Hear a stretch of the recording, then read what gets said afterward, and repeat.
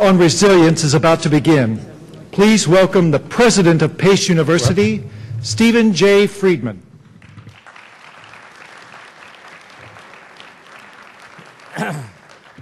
Thank you very much, and good morning, everyone. Welcome to what I expect will be the first in an important series of discussions on resilience and rebuilding after terrorist or natural disasters.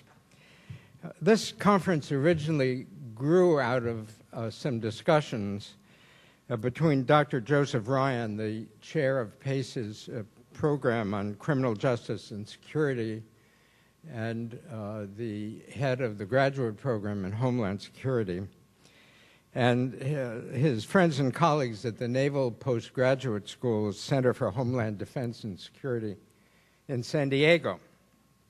The Naval Postgraduate School is a co-sponsor of this conference, and we are very grateful for their many contributions and efforts in support of this.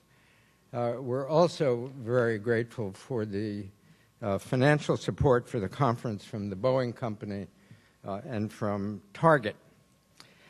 I'm particularly proud to have two distinguished speakers this morning, Margareta Wallstrom, Special Representative of the Secretary General of the United Nations for Disaster Risk Reduction. And she's going to open the conference with a discussion of these issues on a global scale. And make no mistake, these are global issues. And then Governor Tom Ridge, the first Secretary of Homeland Security, will provide the keynote address just before lunch. The premise of this conference is simple. After 9/11, America put tremendous resources into intelligence and detection to prevent the recurrence of a major terrorist event. New York City alone is said to have an anti-terrorist task force of 10,000 men and women here and in offices, intelligence gathering offices around the world. First responders have been given special training. The humanitarian agencies, government agencies at all levels, NGOs, have vastly increased their experience and their knowledge base and their readiness. In the private sector, individual companies have made major investments in building resilience and redundancy into their structures so that they have a full basis for business continuity.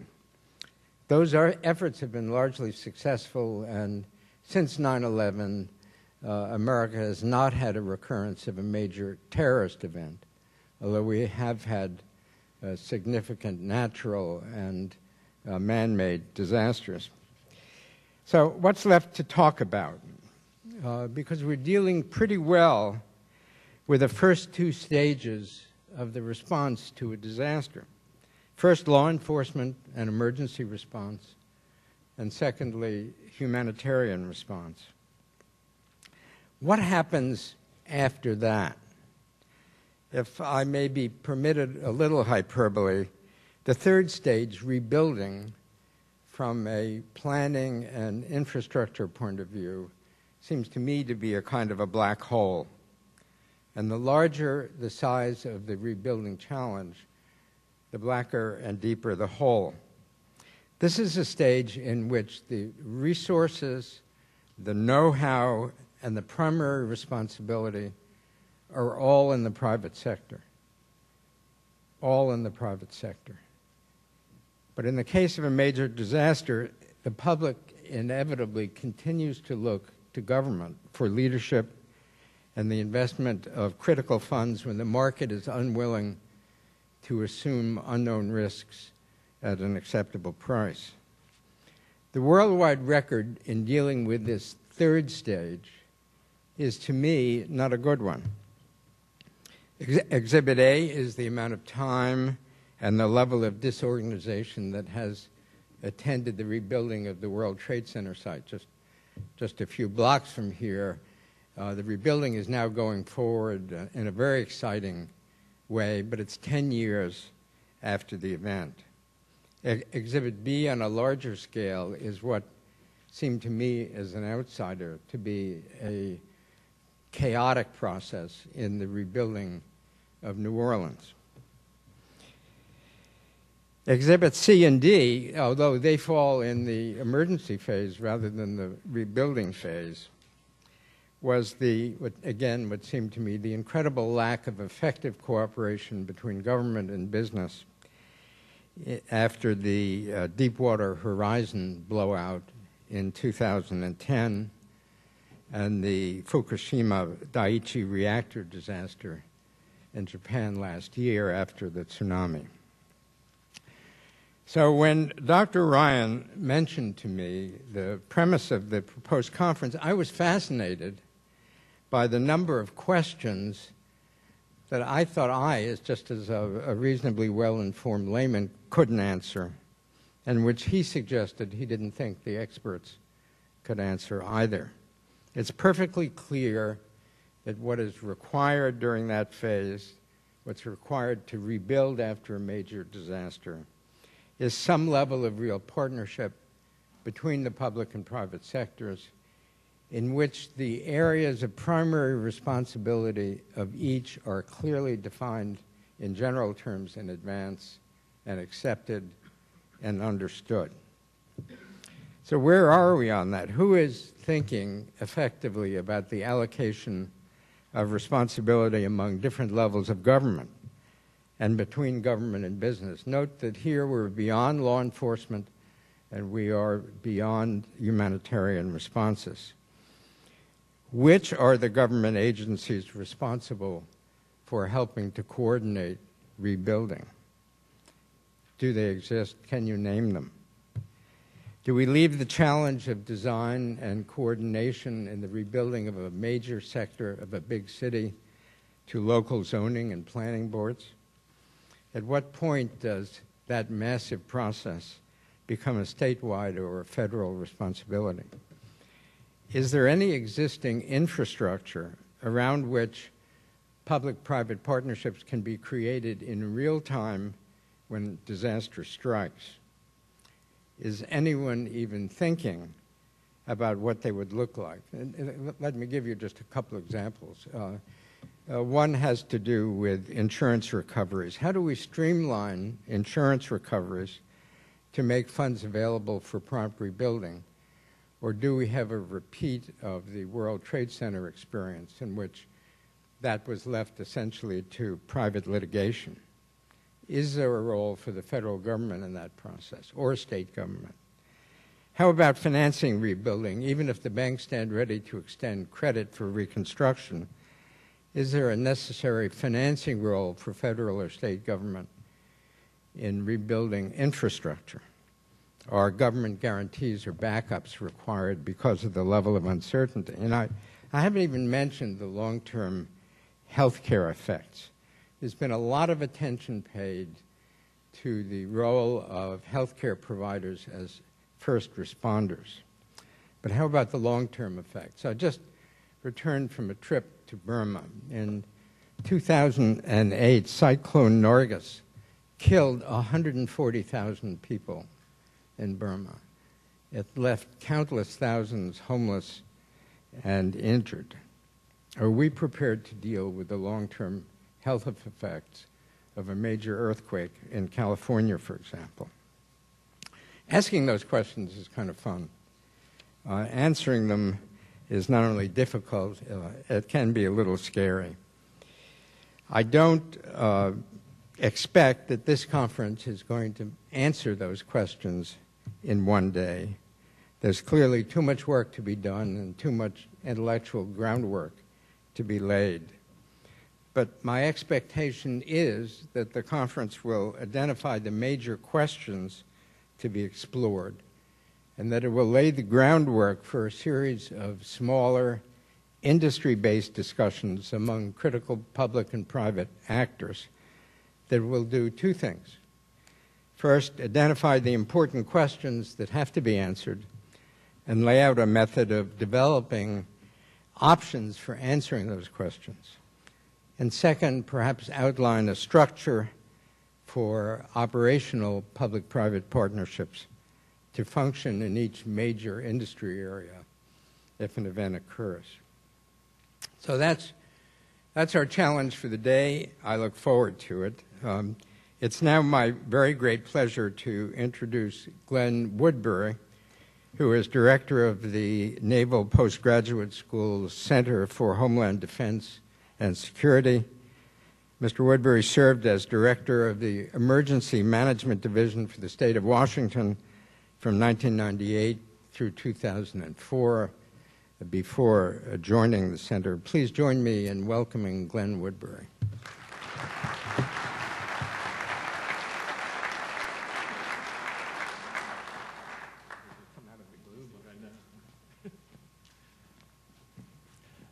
So when you're backstage over there, they actually give you water and other liquids to drink, as opposed to the audience. I want to thank you, and I want to tell you what a great privilege it is to be here today. I want to thank President Friedman, Dr. Ryan, and Pace University for allowing our center to partner with you on this event today. One of the roles of academia that I think we can provide to the study, whether it's of Homeland Security, emergency management, criminal justice, is we get to take a bit of a step back and develop the right questions to ask, and take the time to develop those questions, develop ways to look at issues, look at complex problems in different ways. Business leaders and public sector leaders, government leaders, don't always have that luxury of time. And I think that is not just a role that academia could play. I think it's a responsibility of academia to play that role and assume that role of investigation and critical thinking on tough issues like public-private partnerships. My role today is to help wrap up at the end. So I'll tell you right now, my job is to take a critical eye, maybe even a skeptical eye, at the whole premise that public-private partnerships is what we're seeking. I want to be proved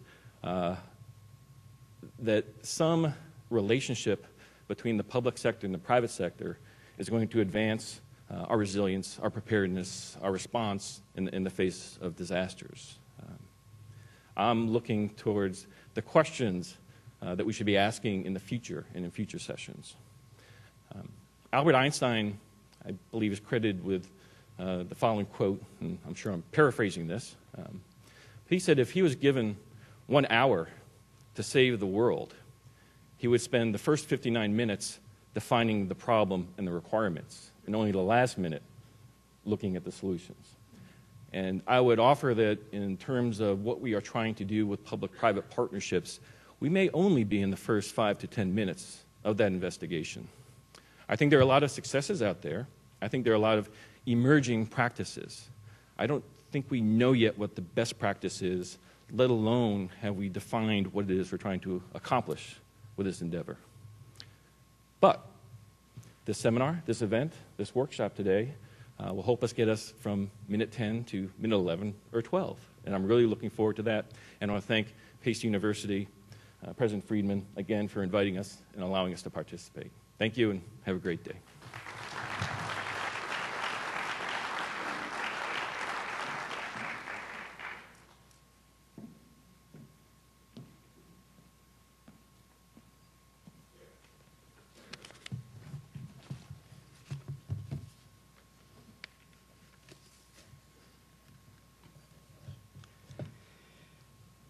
Margareta Wallstrom has more than 30 years of national and international experience in humanitarian relief operations, in disaster, and in conflict areas. She's worked in institution building to strengthen national capacity for disaster preparedness, response, and risk reduction. We have to admire enormously anyone who takes as her portfolio dealing with disasters on a global basis. We are very fortunate to have Ms. Wallstrom with us today. Please join me in welcoming her.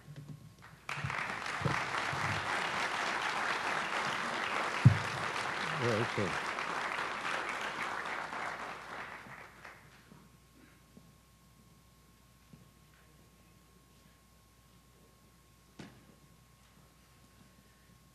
Good morning, distinguished audience, distinguished guests, private sector, the faculty, and colleagues from all walks of life.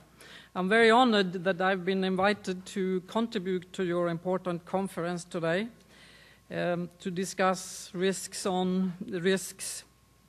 management, risk reduction, and perspectives on how we get from words to action.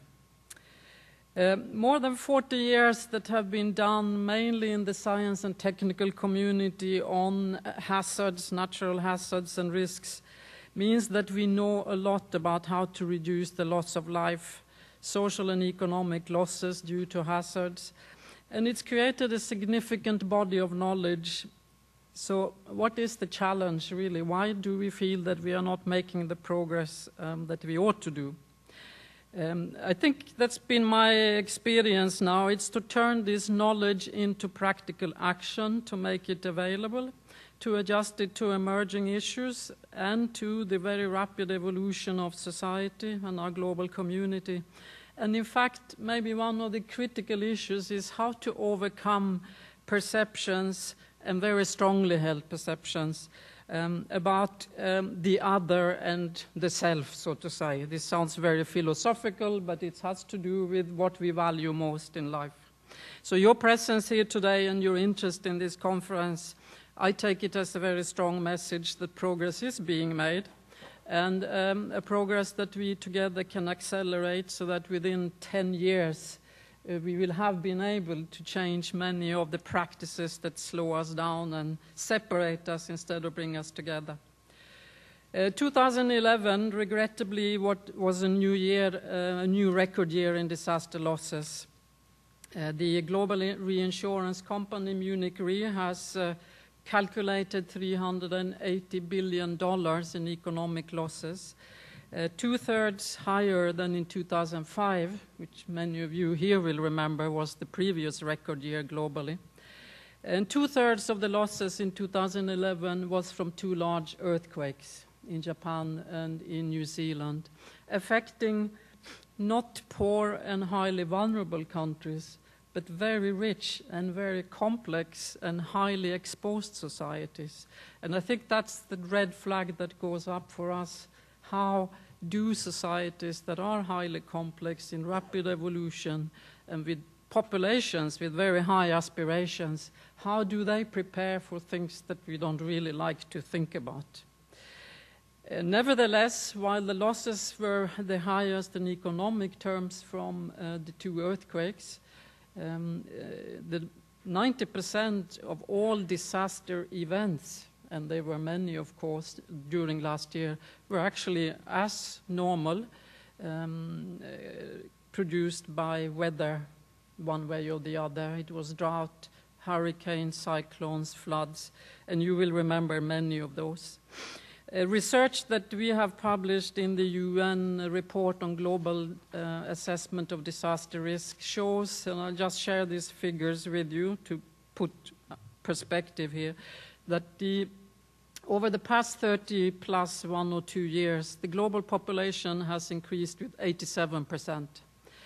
But during that period also, the population in highly disaster-prone river basins increased with 114%.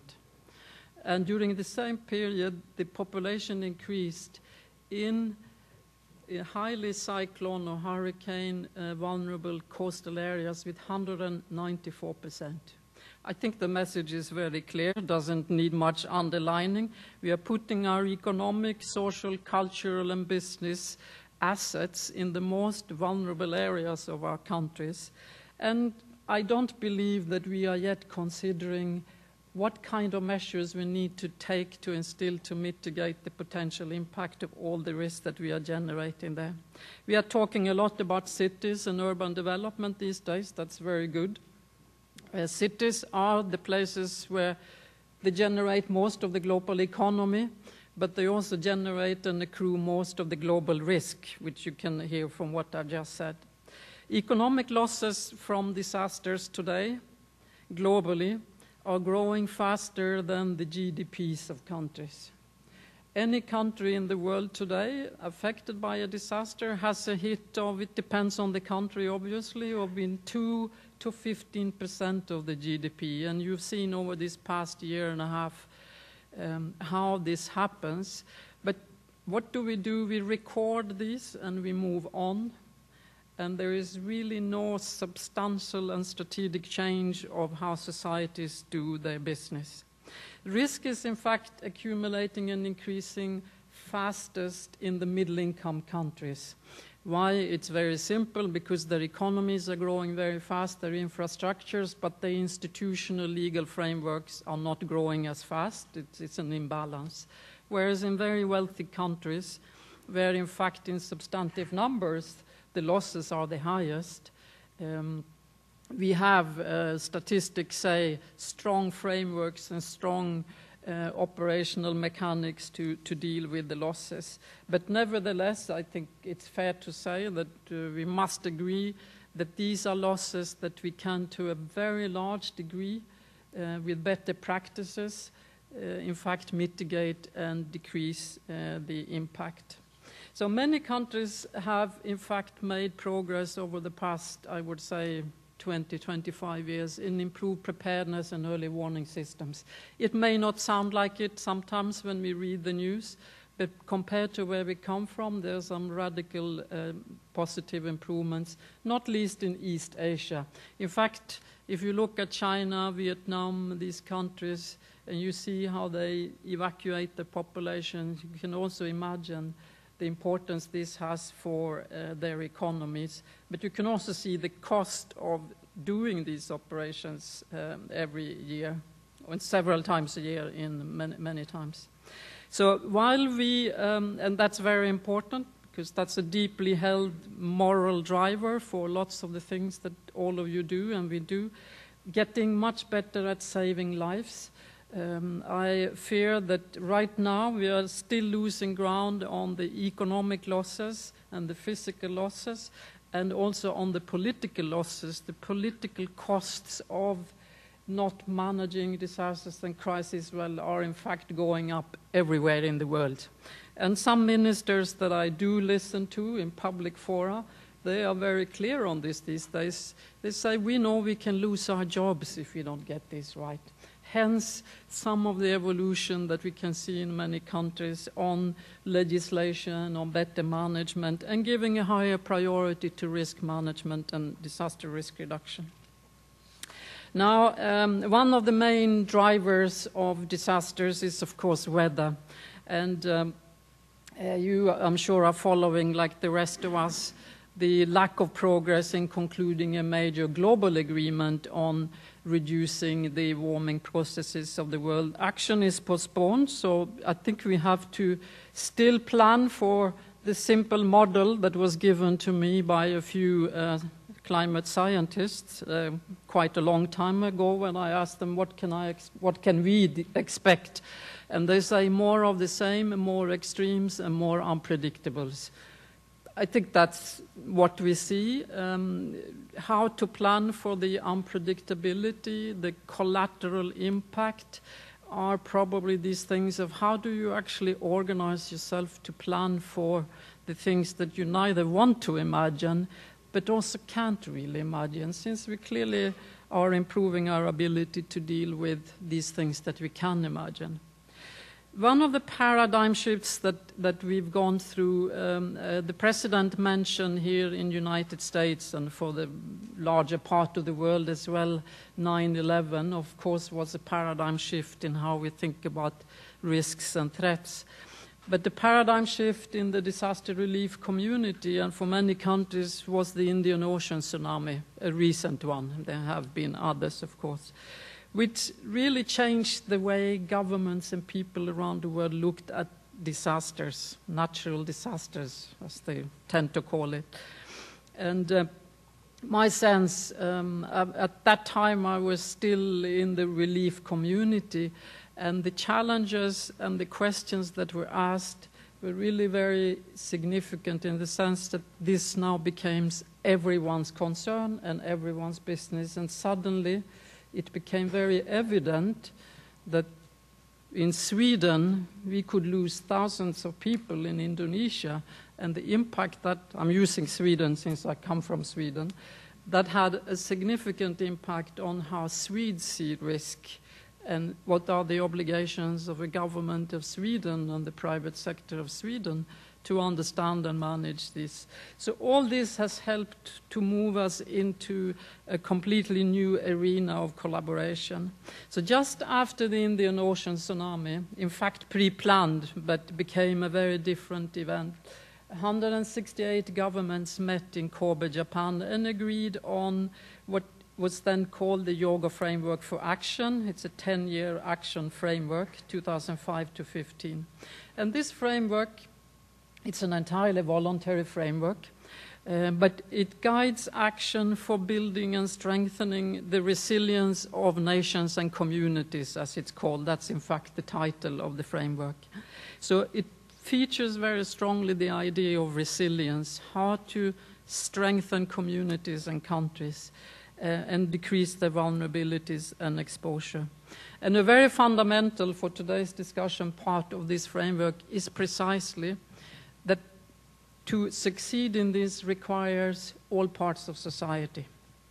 All parts of society. Of course, governments are important, but that framework clearly included civil society, local government, science and technology, private sector, etc., etc. So the way that people, the way we work, the way I work, is I really see it as my assignment is to engage everyone in how they can contribute in their business or their sector of work to contribute to reduce risk, but also to tackle the consequences of risk. When we started the work with private sector, it evolved a bit from this understanding of the enormous, really rapid growth of the cost of risk, the accumulation to future risk, but also the cost of today's disasters. And just asking the question, who pays? Who actually pays for disasters? And I mentioned the $380 billion. That is, of course, hugely underestimated. The actual cost of any disaster is much larger than we count on today. Why? Because no one is really counting. We know how much it costs government, we know how much it costs the reinsurance industry, but we don't really have good data on how much it costs the business. And we certainly don't know what it costs the individual citizens. That's sort of the big darkness here.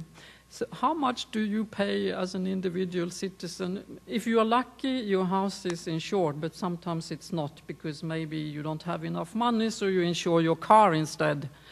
But it's the house that gets damaged.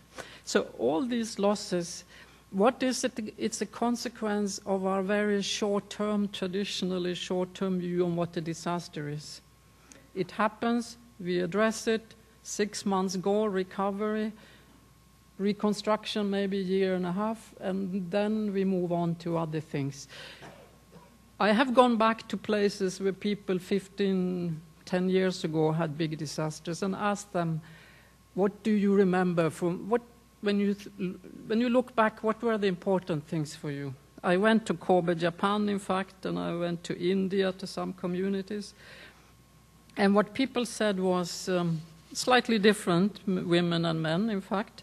But what they said was jobs, the economic impact, and social problems in the family. They also say they felt abandoned, but everyone feels abandoned in a disaster. Even if you think it's an efficient reply, you have that moment of abandonment. But there was a very strong sense of that 10 years down the line, what people, the impact on people is really about economics and social impact. So what, in our reconstruction and what we prepare for and what we do after a disaster, how do we integrate this concrete knowledge much better? The Yoga Framework for Action that I mentioned is actually for being a document of that nature, it's a very practical document. It offers a list of things to do that have proven to reduce risk and impact. And it's built on, as I said, voluntary cooperation. And it's built on very wide and very diverse networks. So it's generated, progressed a lot of action around the world. And in 5-6 years, it's created a common language. It's created a very large community that references the Yoga Framework for Action, while they, of course, do things that adjust to national prerogatives and regional collaboration. So early last year, in 2011, we did a midterm review. We said, what has Yoga Framework for Action meant for you? What has it helped you to do? We asked the users, countries, communities in countries. A lot of positive things were said, but when we tried to boil it down to what are some of the really critical issues, and these are for people who in their daily life are trying to reduce risk, respond to disasters, do better planning. They said two things that I'd like to share with you. One is the difficulties and obstacles and constraints to share and have easy access to information and knowledge. This seems to be an overwhelming thing. It comes out everywhere in the world. Rich countries, poor countries, international organizations, NGOs, we all seem to be tied into a very traditional way of handling information and knowledge that makes it so complicated. The second factor, which is in fact linked to that in many ways, but not uniquely, is institutions. The quality and competence of institutions. And of course, most of us work in institutions that were designed for a different world, and we can't necessarily change them in the time frame we need. So that's where I think the power of working in networks, finding new partnership, is really helping us to not get stuck with the obstacles, but allow innovation and really engage communities at cross-sector. But these are important issues because, of course, governments need to function, and tackling coordination issues, internal sharing issues are critical phenomena. These issues are also strategic issues. Reducing disaster risk is, of course, got many technical components, but it's a fundamentally and profoundly strategic approach that we need to take.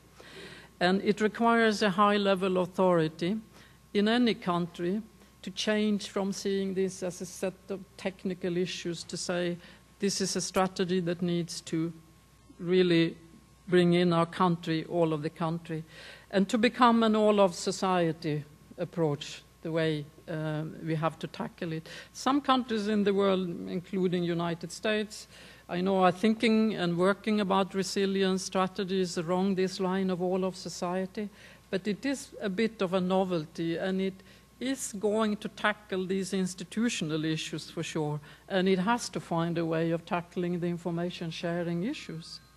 So without that strategic framing, I can see many signs that we can easily become part of increasingly complicated and complex matrices that cross lines, and we spend more time trying to figure out who is going to do what and whose job is it actually than actually addressing the issues doing. So there is a great hunger for simplification, and anything that you can contribute to give ideas on that simplification will, of course, add a lot of value. So we could talk a lot about these things, but let me go on with the public and private sector. In almost any country in the world today, on the average, 15% of all investments are public sector. So the rest is private, one way or the other. You know, to me, it's so evident that if we are going to reduce disaster risk, if we are going to build and construct sustainability, there is no way we can move forward without the big private sector, and that's business and corporates, but it's also individuals. It's also civil society, of course. But just think about this balance. Who controls the investments, and who controls the controller of investments? And how do we make sure that the safety of communities, the safety of societies are really respected? So on the other hand, perhaps it's fair to say that the instruments that so far have regulated the safety has mainly, of course, been formal, are formal. It's laws, regulations, etc. And to some degree, when it comes to private sector engagement, of course, through corporate social responsibility, important, and with many aspects of what the private life in any country is doing, is important to strengthen resilience in many areas. But we still don't see that common territory of cooperation and joined up action that sets common priorities, identifies commonly what are the highest risks and how do we together tackle them. It's still the territory where, as the title of this conference says, how do we secure the future by collaboration, looking at the opportunities of this domain where business and the private and the public must come together. So perhaps in moving forward, I think I would like to see, that's the vision that we have, that this public-private is the strongest potential for fast progress. It's got enormous potential. But as you know, I don't need to say that, but I will in any case, the public and private sector have not always shown a lot of trust and natural inclination to get together. Instead, the gap is quite large, and a lot of perhaps perceptions about each other. What I hear, of course, is that the public sector don't trust the business because they're only out to make money. So I don't see what's necessarily wrong with that, but how to make that approach really much more productive in the common territory of reducing risk. And of course, the private sector has ample reason to think that governments and international organizations also are quite bureaucratic and stuck in the way they do things and difficult to actually establish partnerships with. That's what we hear also. So how to cross the barrier of these different cultures and working methods is sort of the opportunity I think we have, but also looking at what are the common interests. The prejudices between the sectors, I think, are being overcome in many different venues now. But what it leads to in practice, how we work together in main sectors, I don't think that's very steady quite yet. And where I believe, and also what I hear a bit from private sector actors, is probably one of the easier places to work on these issues are with local governments. If we see where things are changing the most rapidly right now, everywhere in the world, it's the energy and the dynamics of local government and regional cooperation. And I think that's an opportunity that all of us can try to explore together in our communities. Because the reality is, of course, that the public and private partnerships have many advantages. They have advantages in perception and the harmony of society and the reinforcing social bonding. But there are also many very good business gains from being engaged in reducing risk and preparing for responding to disasters, if such. Because the people who are affected, they are consumers, they are workforce, the infrastructure that private sector use is, of course, the one that gets damaged and needs to be paid for. So how to understand better the interaction between the economics and the social here is one of the big opportunities that I see together.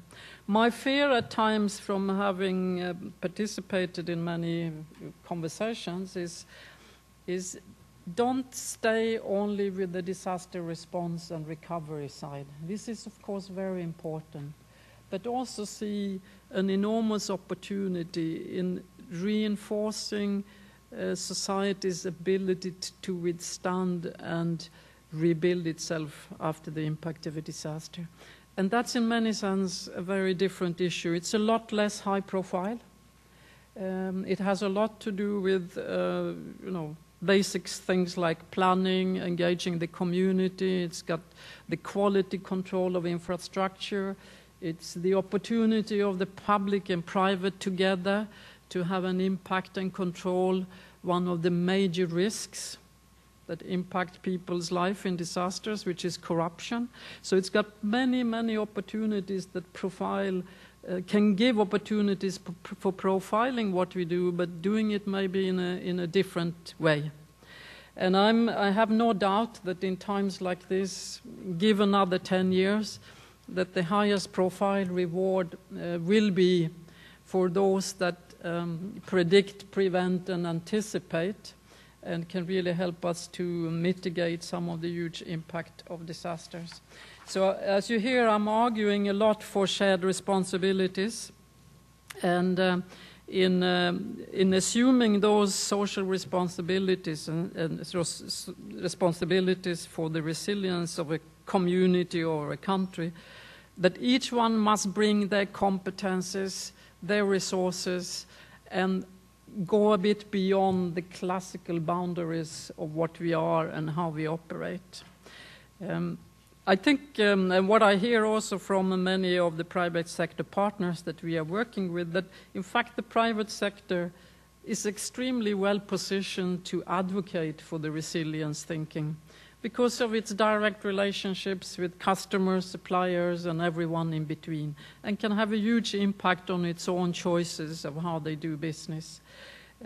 So steering public demand towards materials, systems, and technological solutions that to build and run resilient communities is a real opportunity.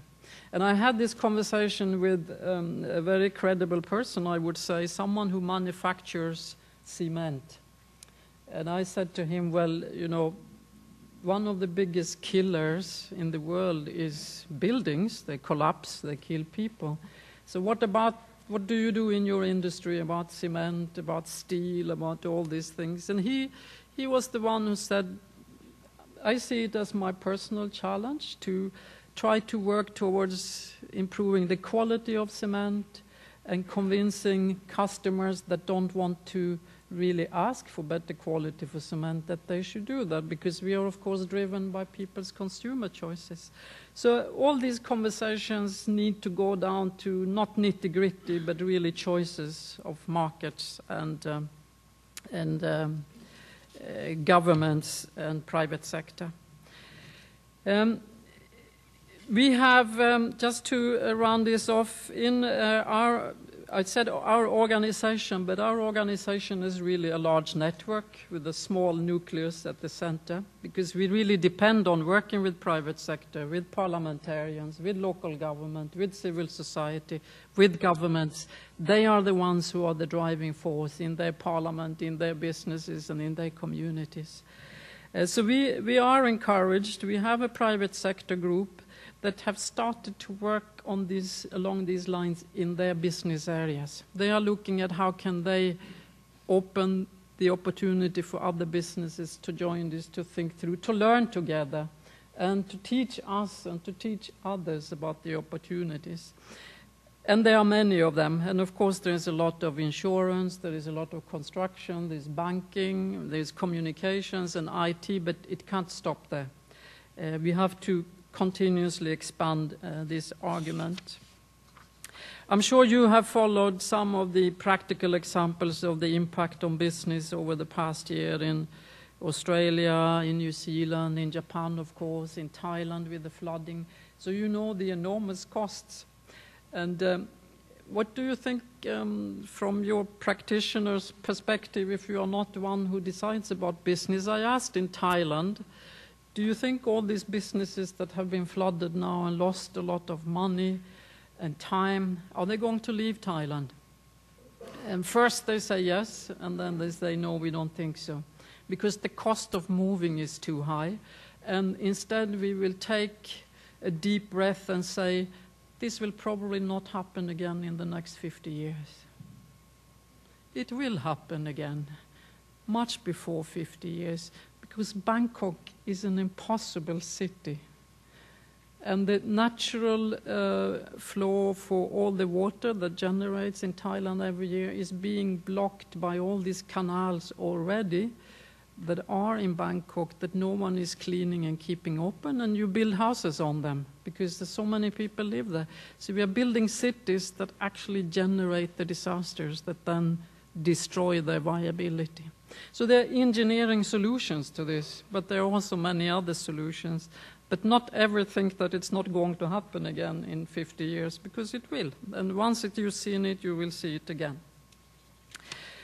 If I will just say a word about United Nations, the UN Secretary General, Mr. Ban Ki-moon, he and the President of the General Assembly, this is a remarkable year, in fact, for us who are driving these agendas. Both of them have said that prevention of disasters and to make the world safer is a generational priority. It's 2 of these 5 generational priorities, they call it. And the solutions, where are they? How is, and this is a challenge for the UN as well in the way the UN works. The solution is in harnessing the stronger power of partnerships. And partnerships is about working together beyond the traditional boundaries and to really respond to these major challenges that concerns all the communities and countries in the world. And the Secretary General underscored, just like we've said, that these partnerships among governments, business communities, civil organizations, philanthropists, science, etc., have the potential to take a grip on these issues and create a world that is more viably sustainable and an environment that is a better environment for all the aspirations, be it for business or individuals. So strengthening the partnerships among the private and public is a powerful opportunity. And I think the title of this conference is about securing the future, is also about harnessing that enormous opportunity to doing that through collaboration and partnership between the public and private sector. Thank you.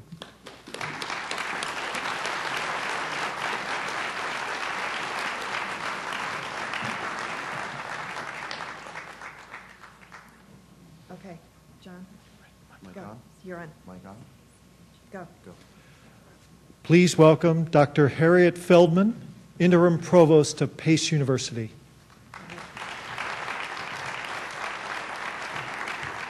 Thank you, Ms. Wallstrom, for your most thoughtful remarks. Welcome, everybody.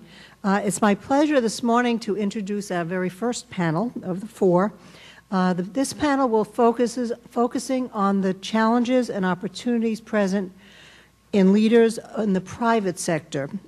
Please join me in welcoming our moderator, Dr. Stephen Friedman, President of Pace University, and our panel to the stage. Thank you.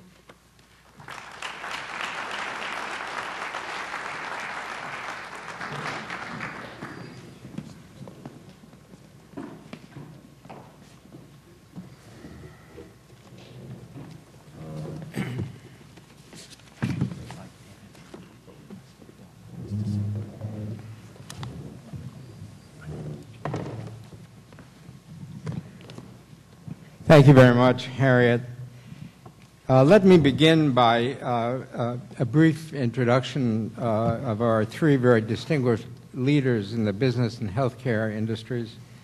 Ivan Seidenberg, to my left, led Verizon from its inception, first as co-chief executive officer in 2000. He served as sole CEO since 2002, and just at the end of last year, stepped down from that post in order to complete a planned succession in leadership. Verizon's leadership in network innovation has earned the company numerous citations and awards, including being named #1 in the telecommunications sector in Fortune's 2010 World's Most Admired Companies list. A leader of American industry, Ivan served as chairman of the Business Roundtable from 2009 through 2011. Next to him is CEO and Vice Chairman of Rudin Management Company, William J. Rudin.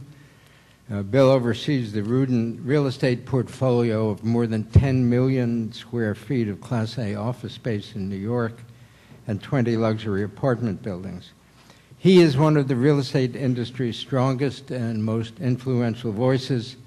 He works tirelessly in Washington and Albany and at City Hall on behalf of the Real Estate Roundtable, the Real Estate Board of New York, the Partnership for New York City, and the Association for a Better New York. Dr. David Shulkin, to his left, is president of Morristown Medical Center, a 695-bed comprehensive healthcare organization in New Jersey. In 2011, for the third year, Dr. Shulkin was named one of the 50 most influential physician executives in the country by Modern Healthcare and Modern Physician. Prior to joining Morristown, he was president of and CEO of Beth Israel Medical Center here in New York. So, gentlemen, let me begin by asking you to challenge my own introduction and comment on whether you think I'm wrong when I describe the status of planning and the lack of infrastructure for this so-called third stage, the rebuilding stage, as a black hole, an area in which there needs to be considerably more forethought, allocation of responsibility. And why don't we start with Ivan and go down the list? Okay. Well, good morning, everyone. And Steve, thank you. Thank you for inviting me and Mike Mason, who is the Verizon Chief Security Officer, here today. I understand he'll be on a panel this afternoon. We certainly appreciate the opportunity to contribute to the dialogue and conversation around the subject. So, to your question, I'm going to answer your question, but I would like to take just 30 seconds to just perhaps lay out the Verizon interest here. And so you probably figure this out, but understand where our orientation is in this. Cooperation with governments during periods of natural catastrophes and things of that nature are second nature to us. So we agree that any place that you can increase the exchange of information, the knowledge, the best practices, all the intellectual foundation around which you can restore and create resilient businesses, we agree with. So it's hard to argue with the premise. Now, when you get to the details, it's always an issue. I know the gentleman from the post-naval graduate described the Albert Einstein theory of 59 and 1. See, I'm the one. And we always start with the idea that we have to fix that which is broken, and then we learn from that. And then once you fix something that's broken, it changes the other 59 minutes, because the world does not stop while you're planning your way to whatever you think you need to do. So I think where we are is that we take great pride in measuring the time to restoration. And we have consistently worked in our business to improve our supply chain, our processes, our network design, our engineering, to make sure that whether there's a rainstorm or a tsunami, that we figure out a way to get service back at, as Mike would teach me, the functionality of what we provide to our customers, get it back in service as quickly as possible. Then we spend a lot of time on pre-planning to make sure our supply chains and our network designs and our redundancy and all of the things that go into running a business like ours are as state-of-the-art as we can. Verizon itself probably participates in anywhere from 25 to 50 different organizations and committees with government, not only in the U.S. but around the world, to look at this issue of resiliency. Tsunami in Japan, we were the only carrier that didn't have any failures. And the reason was because we learned over the course of time to make sure we had sufficient redundancy and level of capacity in our networks. So Steve, where we are is we want to increase our cooperation, and now I see Secretary Ridge here. Anything that we could do to make sure on the ground that we provide the kind of services to people, we would gladly participate in something great. When it comes to pre-planning, here's the only caution I would offer, and I'm willing to discuss this in greater detail, and I'll pass the baton to Bill, and that is whenever you get into these exercises of, as you would call it, fixing the black hole, which I don't necessarily think exists, but to the extent there are parts of it that you could always do better at, that results in government creating standards which turn into mandates, which turn into costs. So the question is that, is there a sound economic, practical basis for that, as opposed to a theoretical basis for it? And I think it's far greater to build off the experiences you have and to cooperate with Homeland Security and the local authorities to get these things working and improve your basis from a practical experience rather than come at it from a top-down theoretical orientation. Bill. Yeah, I don't think there's a black hole. I think that, you know, as Ivan said, we take what we've experienced and evaluate it, look at it and say, okay, what can we do better? And I think throughout, whether it's New York City, 9/11, I see Commissioner Bruno here, Ivan and I were in the room when Mayor Giuliani came to the police academy, and he had assembled, the city had assembled all the private sector and the government heads of emergency management and police, fire. And the mayor walked in, we gave him a standing ovation, then we sat down and said, okay, what does Ivan need to do? What does Con Ed need to do? What does the real estate board need to do? What does the partnership need to do? What does API need to do? And everybody took responsibility for getting the city back from where, you know, from a terrible day that nobody could have ever predicted.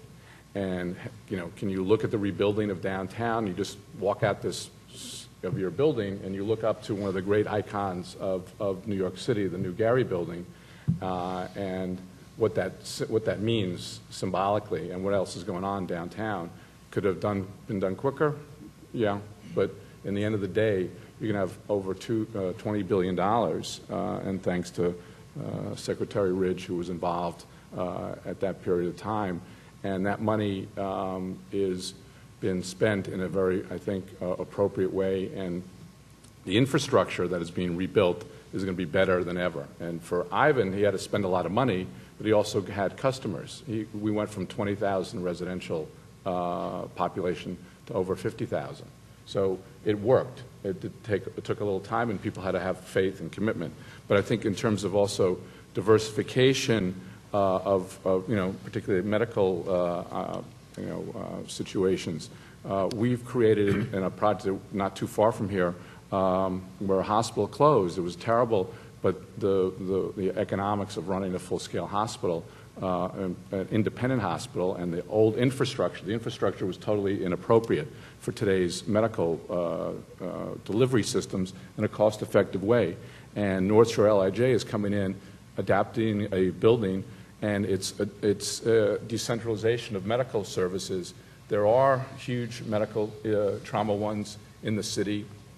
This facility will take care of 90% of the emergency rooms, which will then free up capacity in the other emergency rooms. And I think that's going to need to be done throughout the city in other boroughs that have lost hospitals. I mean, that's another, you know, whole discussion. But I think what we've proven downtown is that we can rebuild and work with government and work with the private sector, because that's the only way things get done. David? Great. You know, I think I'll just add in and join Ivan and Bill by saying that I don't think it's a black hole. We certainly, I think in the healthcare industry, have learned a lot from our mistakes. I think it started the wake-up call with Hurricane Katrina, and people probably remember the terrible stories that came out of New Orleans with hospitals running out of medication, with hospitals becoming places where there was gunfire, where people essentially died because there wasn't basic services. And that started in the healthcare industry a requirement from our accreditation organization called the Joint Commission to have yearly drills in every hospital that require us to be self-sustainable. And from that, we've worked very closely throughout the country with local and federal government. Our medical center has received $2.3 million in disaster grants from largely the federal government over the past 5 years. In New Jersey, we have 5 medical command centers, one of them at my medical center, where we coordinate activities for natural disasters and terrorism events with local government and federal government. And so I think that we have learned a lot from the past. Of course, the danger, as both Bill and Ivan pointed out, is that the next disaster is really not known. And so knowing how to prepare for something that may be unforeseen is the challenge. But I think we've put a lot of effort into this. We've done a good job in coordination, and we need to continue to do that. Well, before I ask another question, I want to welcome everyone to this Gray Hole Conference.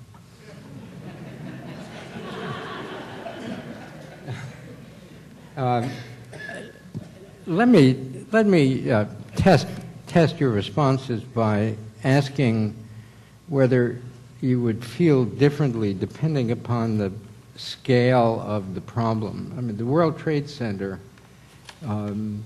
is a relatively small area. It's very expensive, but it's quite a small and confined area. And the principal effects of 9/11 were commercial as opposed to residential. If you compare that to widespread destruction in the city, perhaps Katrina or a major earthquake in California, where very large numbers of people are displaced from their homes, they have long-term health problems. In New Orleans, people were moved into trailers where they stayed for a very long time, I think.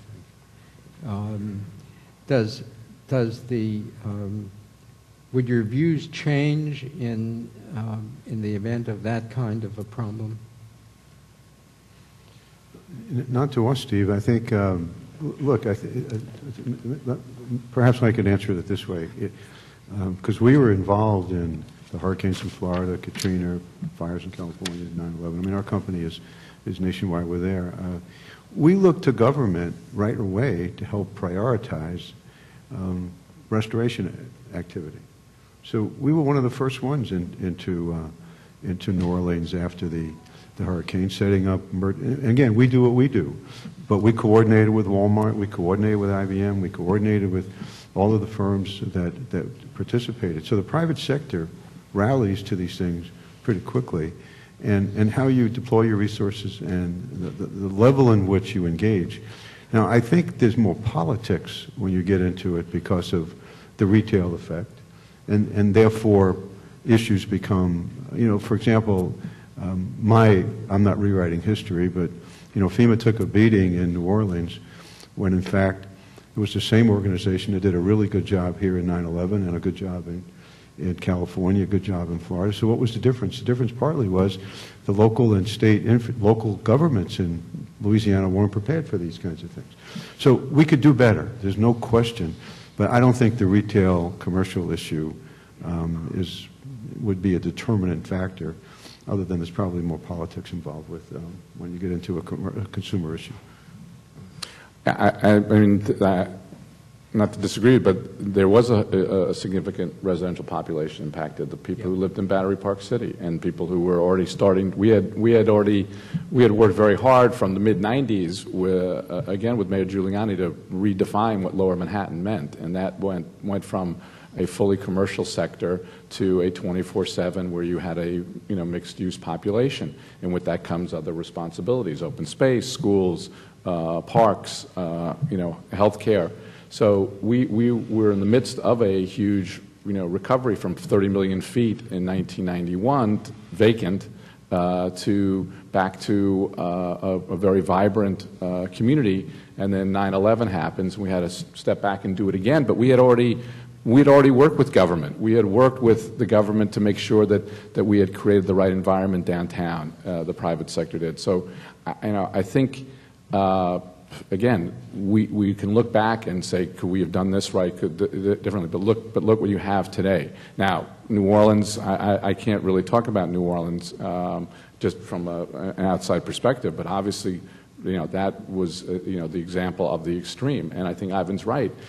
Our local government with the private sector since the mid-'70s has been working together. So we can adapt and change and get together and try to figure out the pathway to solve the problem. And I think it's emblematic that the commissioners here and their team continually is the city is changing building codes, have adopted changes, whether it's earthquake, whether it's 9/11.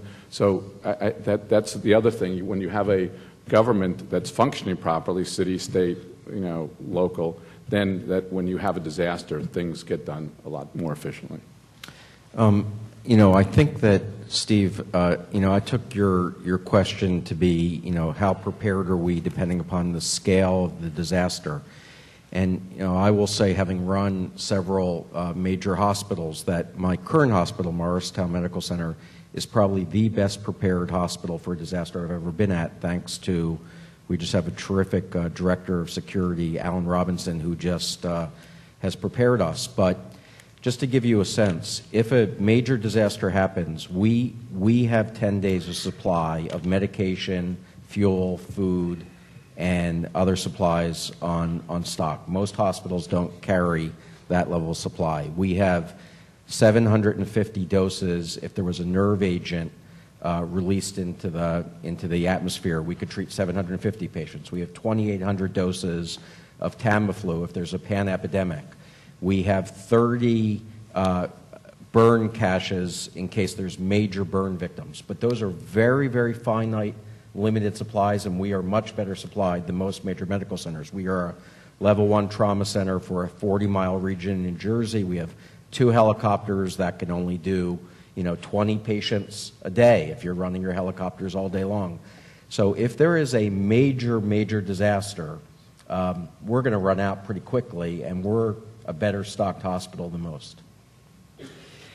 Let me switch the focus to your view of the government's role, and also ask you to focus a little more on the post-emergency phase, and that is, how well do you think the government agencies function in doing, well, first let me ask you what role you think they should properly play, if any, in the rebuilding process.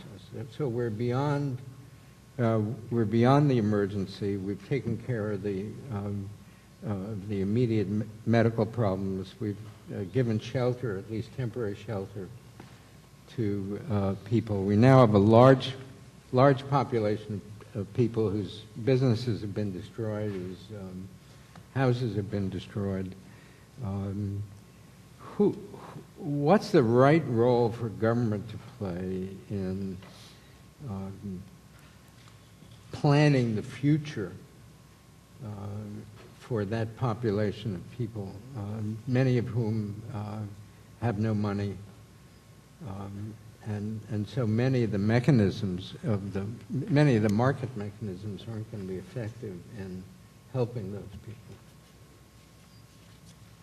Well, okay, this is a hard question, but I want to go back to something Ms. Wallstrom said. I think that this is to your question. So it wouldn't be good if we didn't try to answer the central thesis of the panel. So, so you've rejected all of the discussion on what happens during a catastrophe and all the work that's put into that and all the planning, and you want to go to this sort of post, what is the role of government? So let's just deal with this for a second. I didn't reject it, I admire it. Yeah, no, so let's deal with this for a second. So I'll put on my strict private sector hat on this question so that you at least know where I'm coming from on it. So speed is always an issue that gets into these discussions. So why does it take so long to do this building, or why in Bangkok didn't they plan differently? So I think that government has a tremendous role to facilitate due process. And see, the business interest here is not to cede due process to a central group or to one agency, but it's to participate in a thoughtful conversation in which all the constituents, and there are so many constituents, they come out of the walls every day. And the thing is, they all deserve to be heard, and they all deserve to be put together. And government, probably the only place where you can sort of blend that together and come up with reasonable solutions. So let's take one that I'm familiar with here, which is Lowell Manhattan. I was here when they built the first 2 towers in 1971. So I used to have to find a way to get to work around all the construction sites. And here I am retired and I have to find a way to get to work around all the things going on. But what's interesting, the conditions, Steve, under which Lowell Manhattan is being built today are different than the conditions than they were back in 1971. Government, both local, state, some federal, have a tremendous opportunity to repurpose the land, to rethink how the space should be used. That, I think, is a due process question that needs to occur. People should drive at that, and we should allow that to occur in a way where all the constituents. It could take 3 years, it could take 7. I don't think in the history of the world these 4 or 5 years are going to make a difference when these assets are going to be built for the next 50 years. So I think the role is one of facilitation and one of creating a sense of urgency and speed. It is not a role where it assumes responsibility for dictating the answers. Yeah, I agree with that. But how well do you think government agencies are playing that role today? I think they're doing better than you do. But the issue is, if it's measured in terms of one data point, you can always make a case it could be better. So I would be the first to suggest you could always do better. So I'm not debating that. But I think I would be careful not to create a thesis that would suggest that all the people involved in this process aren't doing as well as they could be doing, because I think the answer is we do have 7 that's been rebuilt. The Freedom Tower is now on its way up. And New Orleans, different issue. Florida, different issue. California, different. All at different speeds. Yeah, I would lay the issue of speed and urgency on the doorstep of government, but I wouldn't suggest that the processes underneath that aren't cranking out and doing reasonably good work. I mean, in the fact that the stock exchange opened, I think 3 days after, that following Monday was an astonishing feat, and it wouldn't have happened without, I'm sure, Ivan and his teams and obviously other people, really doing an incredible job. So government has to be a part of the, they set the agenda, they set the roadmap, and that's why you need great leadership, whether it's your mayor, or your governor, or your president, or your senator. You need leadership, and that's what the role of government is there to do. They get elected to lead and create a pathway to, making a better future for, our city, New York City. I focus on New York, and so that's the key to all of this, and then it's the role of the private sector to work with government and give them our viewpoint and what we need as business people to help grow the business, the companies, our customers. Whether Ivan and I have the same customers. He's got my tenants, and my tenants need to be happy, and they have to have the right infrastructure. They have to have telecommunication. They have to have power.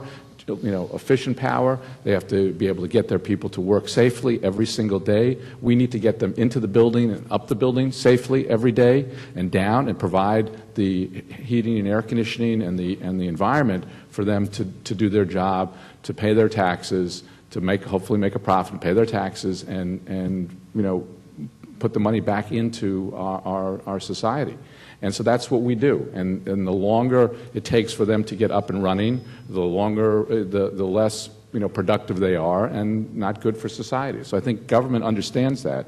And I think we've seen a very proactive government here in New York City when day to day, and then in particular if there was a look what the city did in terms of the hurricane this summer. I mean, they they went and were proactive in making decisions to lessen the impact of a natural disaster.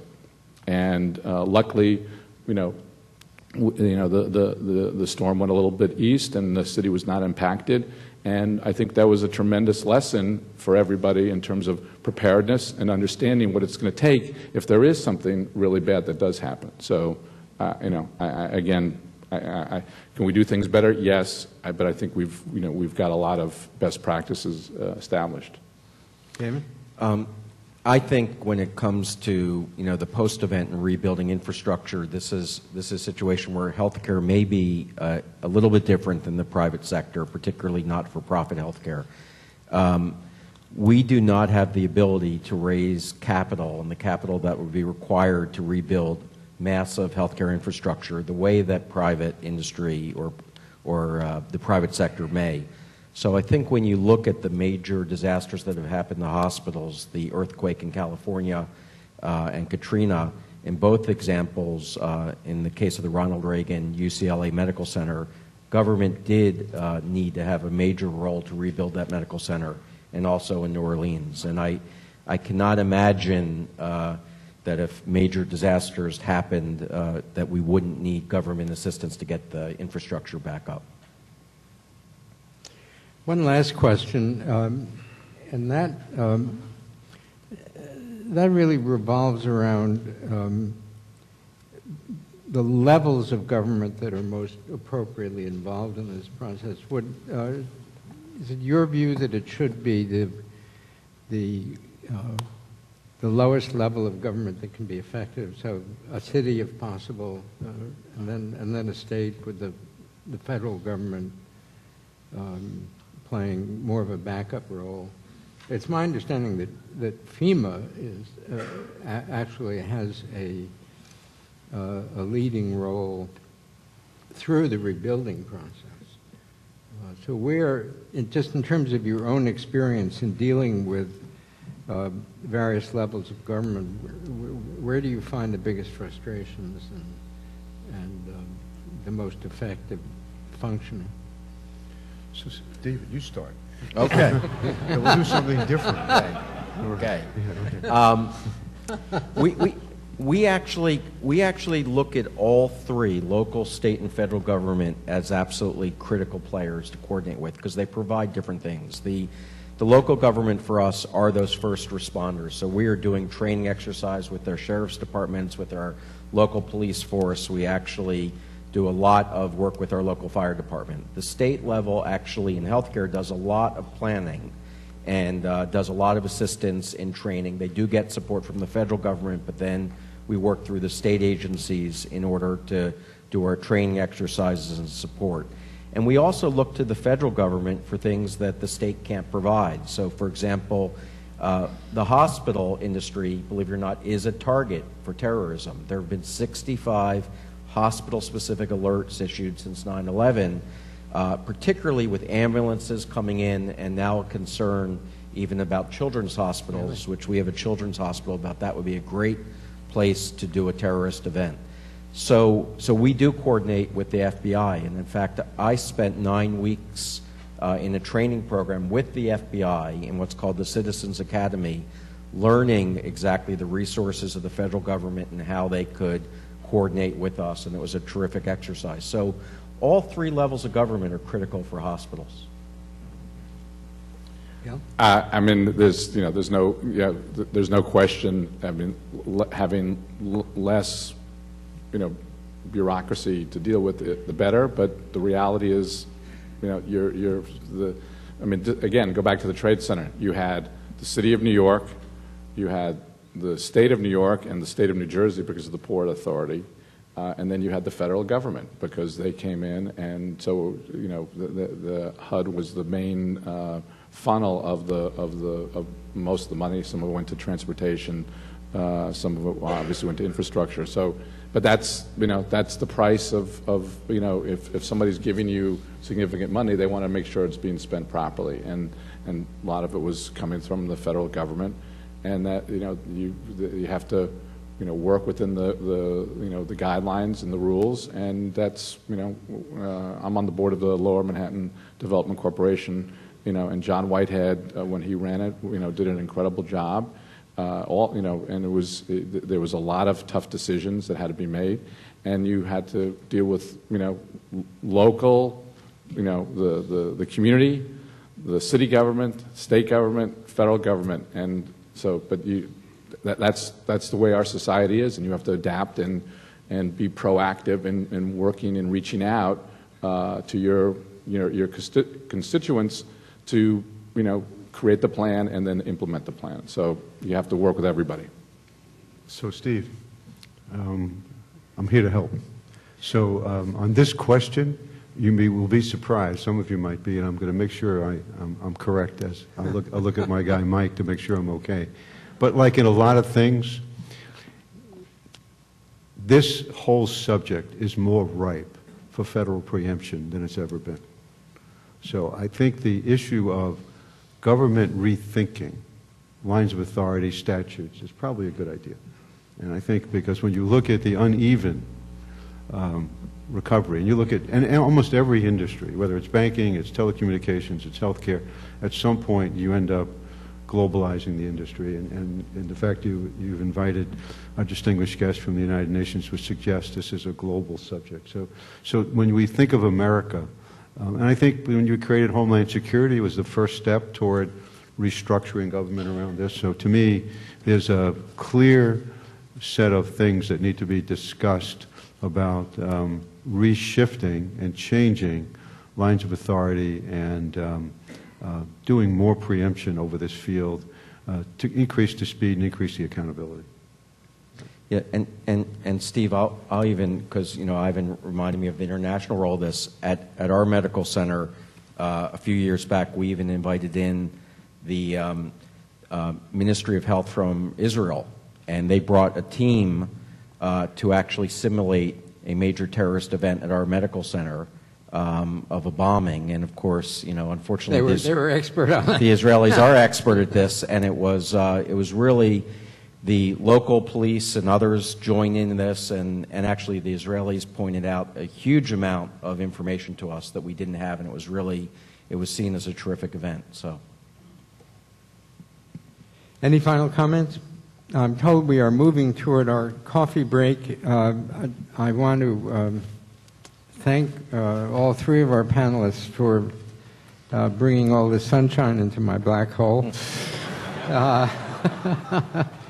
And I think it's been, for me, a very interesting and thought-provoking discussion. Thank you all three.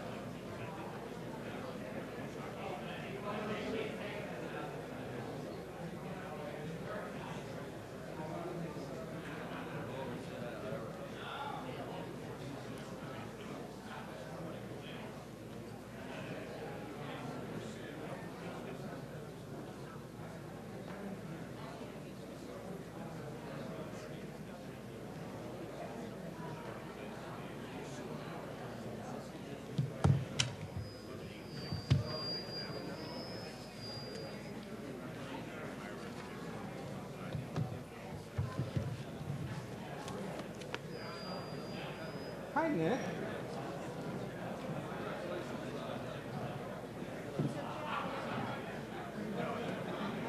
Please welcome Dr. Harriet Feldman.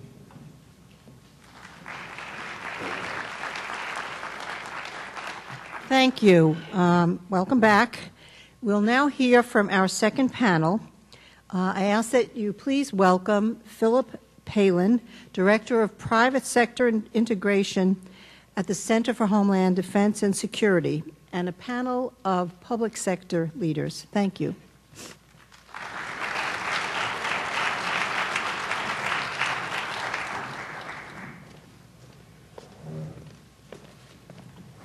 I'm very pleased to be with you today and to introduce to you and I'm planning to stay out of their way, 4 of the nation's preeminent masters of disaster. To my immediate left is Jim Featherstone. Jim gets the farthest traveled award today. Do you have a geranium somewhere? Jim is the general manager of the City of Los Angeles Emergency Management Department.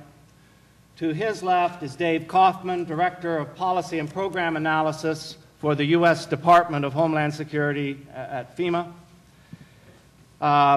Next to him is Brian W. Kuhn, Director, Florida Division of Emergency Management. You know, to get Florida and California in New York on the same day suggests that the weather gods are being very cooperative. And finally, with no introduction needed to this crowd, is the Honorable Commissioner Joe Bruno. Thank you. Gentlemen, it's a sunny day in New York. According to our last panel, not only are there no dark holes in the universe, the problems that are most reasonable to prepare for, the problems where private sector interface is most important, we know how to do that. We do it all the time. And let's not waste a lot of time, or especially a lot of talk, on getting together before we have a real problem to solve. And heaven forbid, let's not spend 59 minutes on that. Agree? Disagree? Is that the way you do it in Los Angeles? How do you handle the private-public process in the city of Los Angeles? Well, first of all, Phil, there are black holes out there. I don't think any of us up here on the stage are, as Commissioner Bruno says, paid to be the optimists. We look out, you know, I know for myself, after 22 years as a firefighter, and then I've been in this position since October of '07, I wake up every day thinking what could happen. And I think ideally part of my job in Los Angeles is to get our private sector partners to not necessarily think about it at the same level of intensity that I do, but at least understand that bad things can and will happen. In Los Angeles, the Stafford Act defines 16 major disasters. 13 could happen at any given day in Los Angeles. So something will happen big, something will happen bad. I think the challenge is to get our private sector partners to work with us pre-, and post-significant event. And that's a challenge because it's a challenge for us in government to be able to work at and look at it from those 3 perspectives. But I think for the private sector, although in listening to the panel earlier, the private sector can and does respond.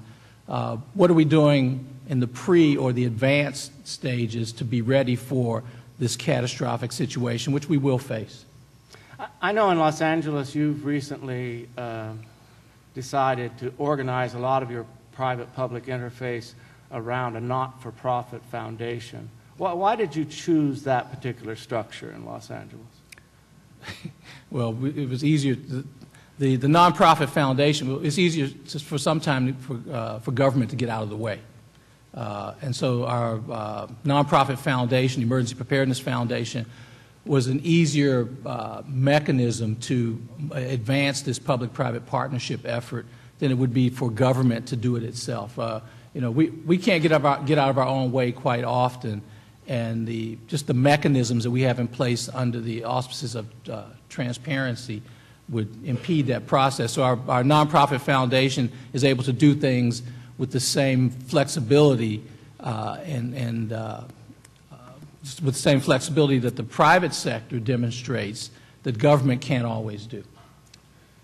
Dave, on the same topic here, but, you know, I thought it was interesting. One of the last speakers, essentially, you're our federal representative here. We are ready to be preempted by you. So if we're going to have the federal government involved in this private-public interface, and I heard a significant private sector leader saying it was needed. How do you handle it? What are you doing now? What do you want to be doing? First off, I wrote that down, and I'm going to take that back. But just a side note on that. I mean, this is also a constitutional issue, right? Dealing with emergency management falls under the auspices of police powers in our Constitution. Those powers are reserved to the state. So there are real federalism issues that come into play behind the scenes in how all of this works. But for me, it's a consistent paradigm, it's a consistent framework, but it looks and gets applied in different fashions at different levels.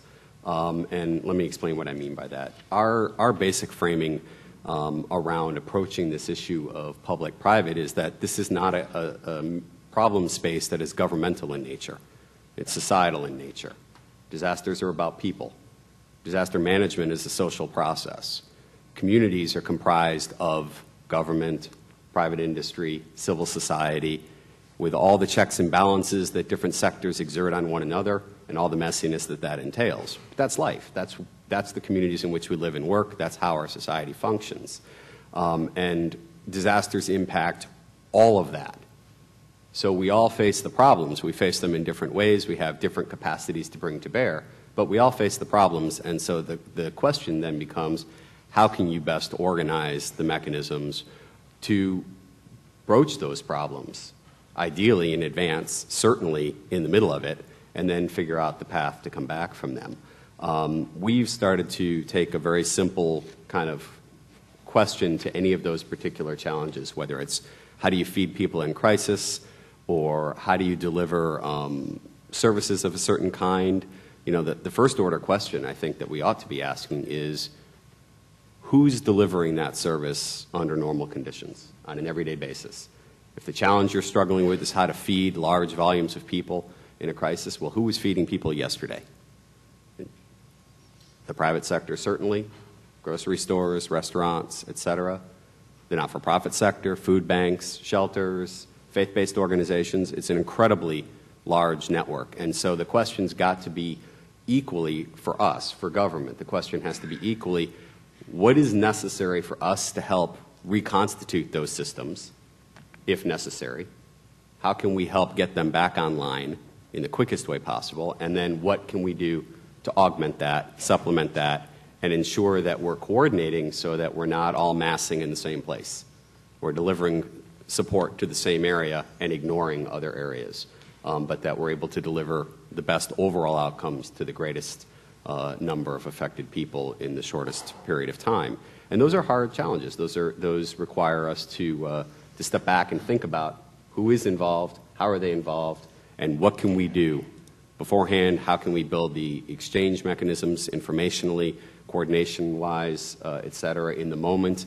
And especially, this is even more significant when you get into the recovery process. So we've been doing a lot of things in that regard, bringing private sector representation into our operations center at both the national level and a regional level, starting to work with, logistically in the case of big box stores, coordinating their logistics movements and ours, sharing information, insight into what's happening, how projections are flowing as Irene moved up the coast or as the ice storms moved across the country last winter, between what stores different companies are projecting to be open and where they were staging resources and commodities, and implementing our actions in a coordinated fashion. So again, we weren't all putting all of our eggs together in the same places, but we had a degree of balance across the picture. So there's a lot of stuff that we've been beginning to do in that regard, operationally and in terms of how we share information, as well as how we communicate through the mechanisms that people use on an everyday basis, whether in Vermont that's, you know, advertising how to get access to FEMA assistance through the very same places that farmers advertise about their own product to one another. And so you're tapping into the information flows and mechanisms that people are turning to for everyday reasons all the time. So I'll leave it at that for now. Brian Kuhn comes to us with a couple of interesting pieces of background. As I said, for about the last year, he's been the Director of Emergency Management for the state of Florida. Before that, he directed emergency management for Walmart. So has seen the inside of both beasts. Is there a cross-cultural problem between the private and public sector? Yes or no? If there's one, which processes can we use, maybe on both sides, to get over that problem? I have a sense that Commissioner Bruno is going to talk about unity of effort. How'd you get that? What are the stepping stones for unity of effort between the private and public sector? Thanks, Phil. I think there is a bit of a cultural disconnect still, and I think that's some of it is based on the historical perspective that each side has brought to the table. Until 10 years ago in emergency management, in Florida especially, the model was how can the private sector help the government in a response? How can they provide the food and water? I mean, how can we buy food and water from those companies so the government can deliver it to the citizens? We're trying to shift to a model where it's how can government help the private sector with this response? How can we help them get back to normalcy as quickly as possible so we can return that society to the way it was just prior to the disaster? And that takes time. We are trying to serve as a catalyst in that process. We've recently hired a private sector coordinator for the state of Florida. We were several years behind New York City in doing so, but trying to, again, provide a touch point for the private sector in the state so that we can continue that dialogue, develop the relationships, develop the processes necessary to have that exchange of information that's going to have to occur to effect an appropriate response after a situation. So I think the first part of what we're working on really is we're still at the very beginning minutes of the problem that Glenn discussed, which is everybody understanding what the problem is.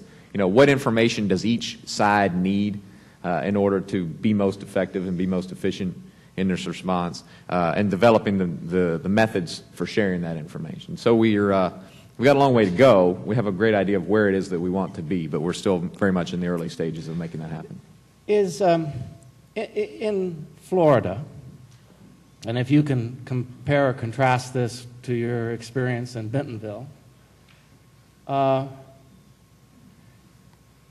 is there an urgent, real sense of catastrophic potential that motivates private sector engagement in your work? Or do they discount it just as much as most of us do in our own lives? I don't think that we're any better than anywhere else. I think, it gets worse and worse every year without a hurricane. You know, the sense that we are not vulnerable only grows more and more that you don't experience a disaster. And that's the other thing that we try to talk about is engage the private sector. We engage the private citizens as well, but engage the private sector in helping them to understand what are the potential risks in the community and what are the simple things that they can do to mitigate against those risks and to prepare themselves and their employees and their customers for those types of situations, so that when the time comes, we can count on them to step up to the plate and get back in business that much more quickly. Because there are some simple things that can be done. It doesn't have to be an expensive process. It can just be simply taking advantage of the technology and the science that exists today and incorporating that into their business practices.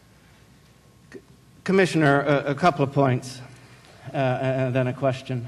One, I'll let the audience know that we've had some teleconferences and some of us went out to dinner last night, so we've sort of gotten to try to know each other and talk through this issue.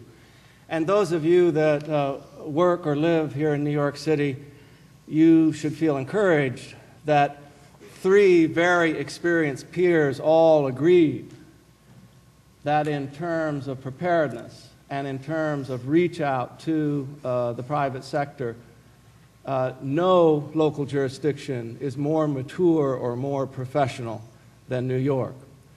And so we've saved the Commissioner as sort of the culminating point of this particular part of the conversation. But Commissioner, I wonder if your professionalism can actually become a problem. When I'm an outsider, I'm sitting down there, I was listening to three very distinguished practical business leaders, and it was a sunny day. And I had absolute sense of confidence that, you know, when we're needed, the commissioner or his staff will pull us in. And they will give us the leadership we need. And until that call comes, we can rest easy because it's being done so well here in New York. Is that actually a problem?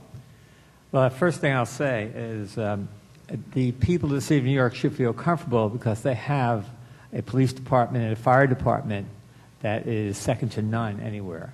And they have agencies behind that, 40 to 50 major agencies that provide expertise. So, yes, I think that the public in New York and maybe around other parts of the country can become complacent.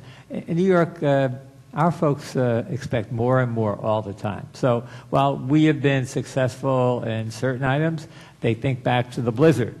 And they say, well, I didn't do a very good job there, so we're going to demand more.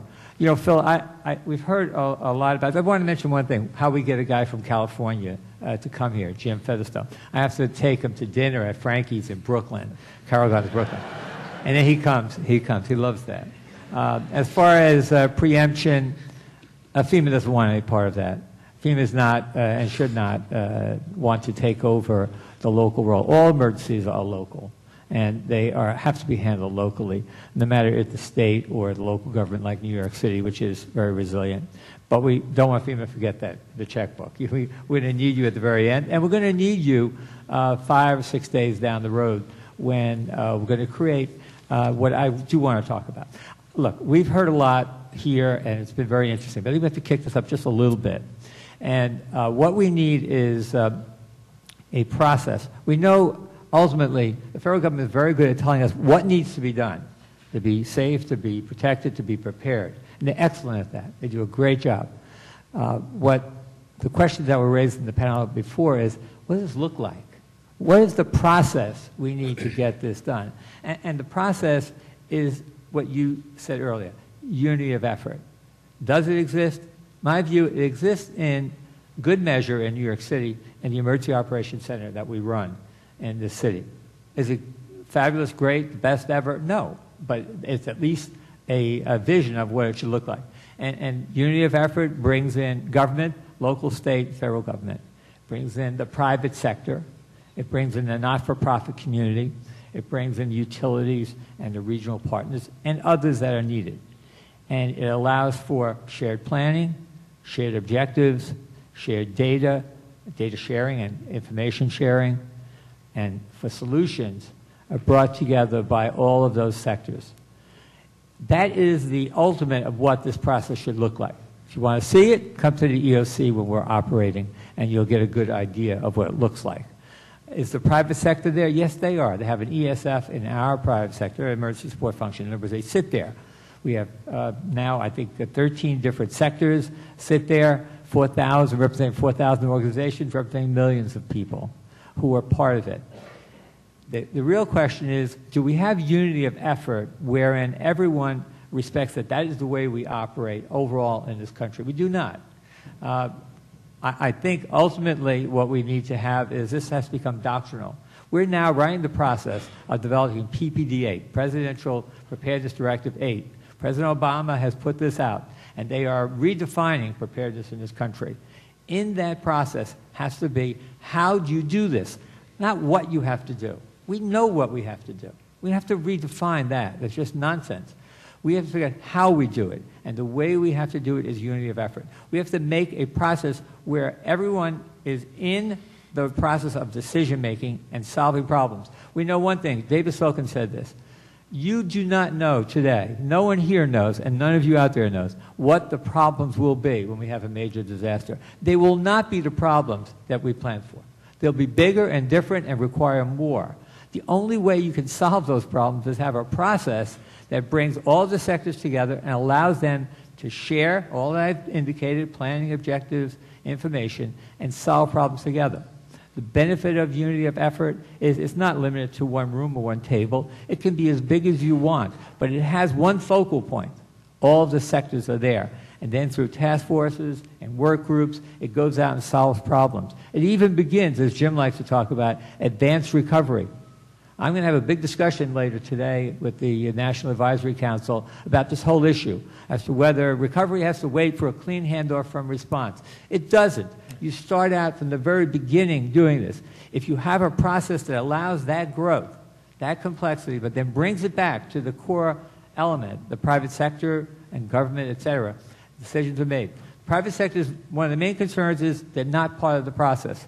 They are and would be and will be part of the process when we adopt doctrinally in this country this approach that everyone must engage in unity of effort, a process that brings us all together where we actually share information and we come to conclusions together.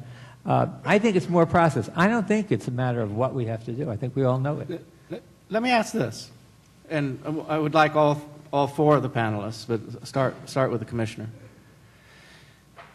Is part of the challenge shifting from operationally oriented processes that focus on unity of effort to more strategic processes that focus on unity of effort? And let me just read us something from this morning's Wall Street Journal that I was reminded of in listening to the prior panel.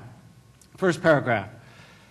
After a decade of streamlining their supply chains to make them less costly, the natural disasters and political upheavals that marked 2011 showed many multinational companies just how vulnerable those links have become. We heard about that in our first remarks. A couple of paragraphs lower. But this new awareness hasn't necessarily led to action. That's partly because boosting inventory even slightly to provide a cushion against supply disruptions can cost big companies millions of dollars, taking a noticeable bite out of the bottom line. I don't see any of us moving away from very disciplined supply chain management, says Ford Motor Company. I couldn't agree with you more, Commissioner. I've seen your EOC in action. I've been in the LA EOC. I've seen it work in DC. At an operational level, especially the critical infrastructure sectors are absolutely standing up operationally after the event. How do we engage CEOs, COOs, CFOs? Should we engage CEOs, COOs, CFOs in strategic decisions that relate to mitigation and resilience before the event? Yeah, I think the process allows for that. And you know, I like to look at an example of the private sector that really gets it. Look at the utilities. They are in our building. They are all over us. They are on top of everything we're doing. They're in our planning. They are in the EOC every time something happens. They have built the relationships and familiarity with the process. And that goes all the way up to the CEOs and COOs. So the way to do this is, this doesn't happen, you know, by the way, when something occurs, oh, we'll all get together and try to figure it out. This has to happen beforehand. In other words, the relationships have to develop. People have to be familiar with this process. And when something happens, look, the supply chain may not be adequate in the private sector to deal with it. But we will solve the problem. And by the way, the EOC supports incident command, field incident command, that's doing the tactical work. It is, in many ways, an arm of strategic command for large-scale incidents. It is the element of strategic command that brings to the table what's required. So I think that the process is the answer to this. And I think that if you look to a number of private sector entities, they get it. You look to the financial industry, they already have their own NIMS compliant structure. They fit right into what we do in New York City. And I think that that's not unheard of, nor is it something that cannot be done.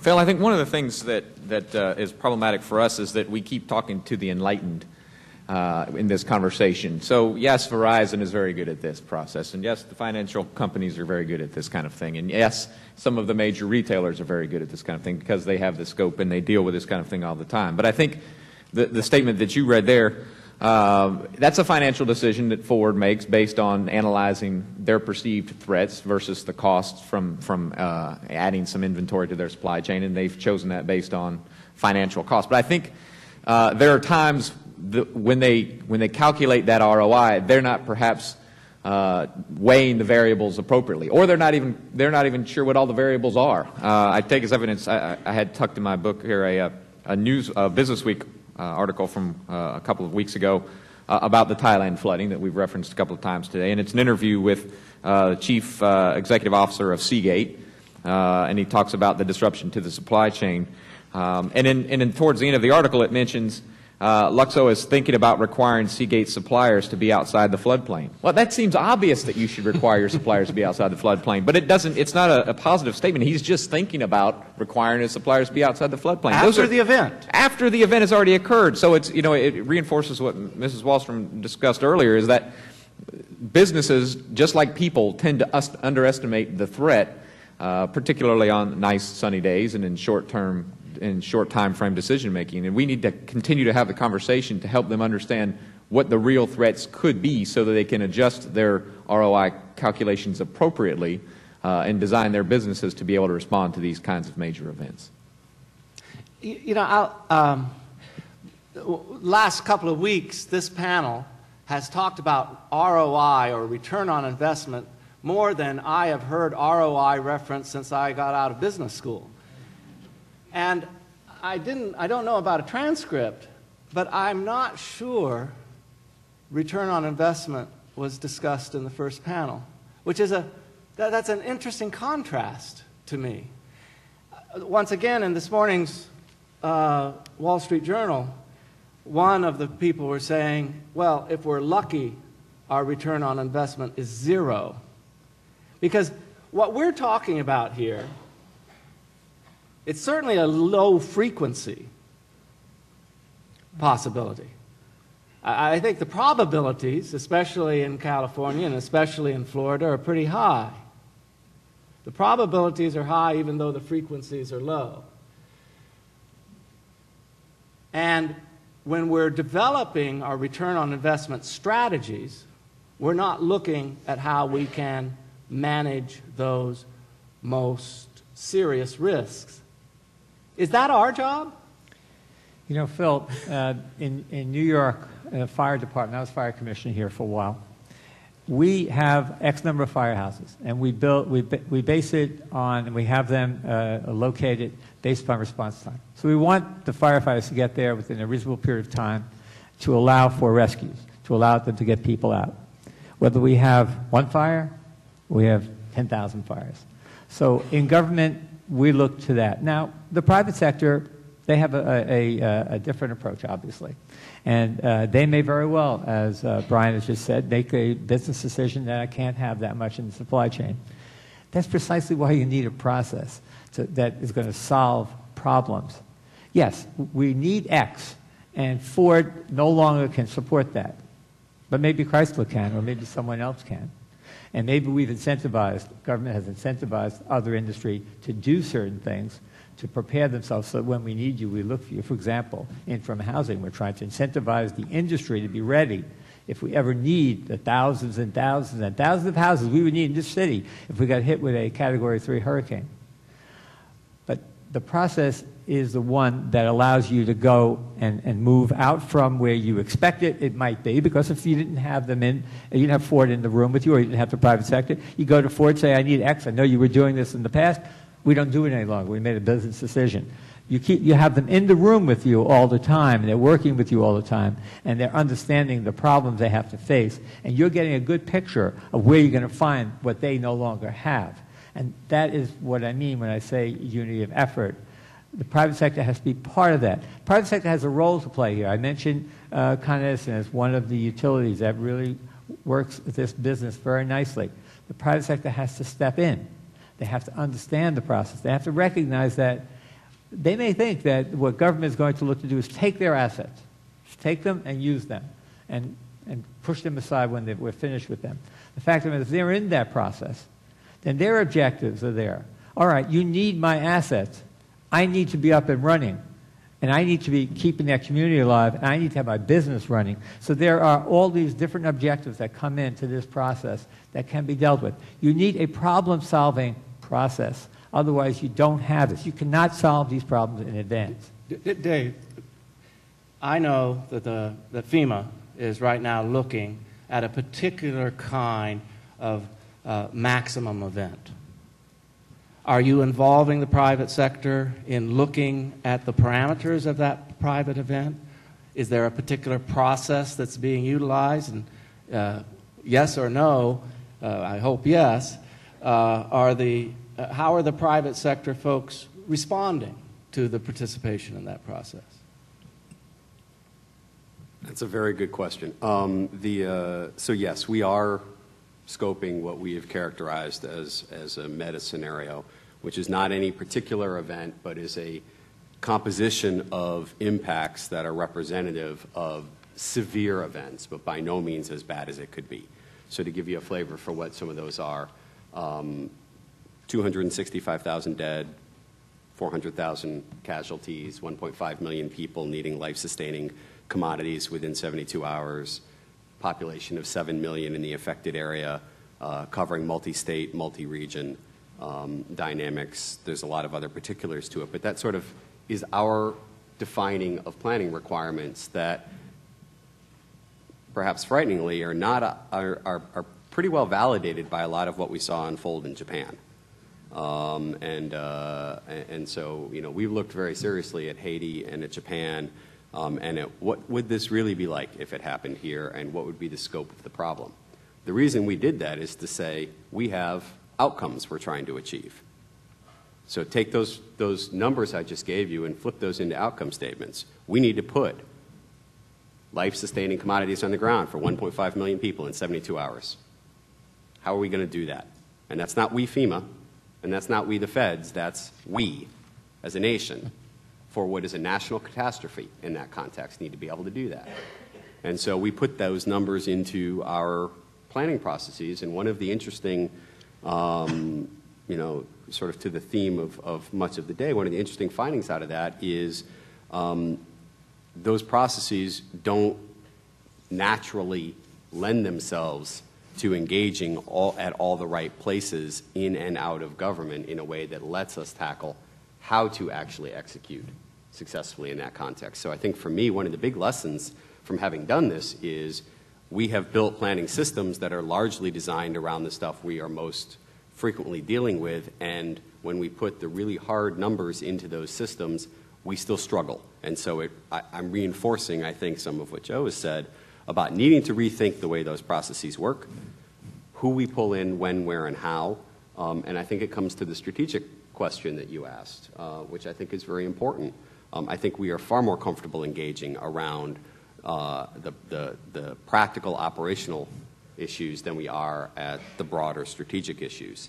I want to share a paraphrase of something that's in New Zealand's emergency management context, and it goes into this discussion around resilience and the importance of differentiating between preparation, response, recovery to a particular event and resilience in communities and in societies over time, which by implication is over multiple events, not a singular one.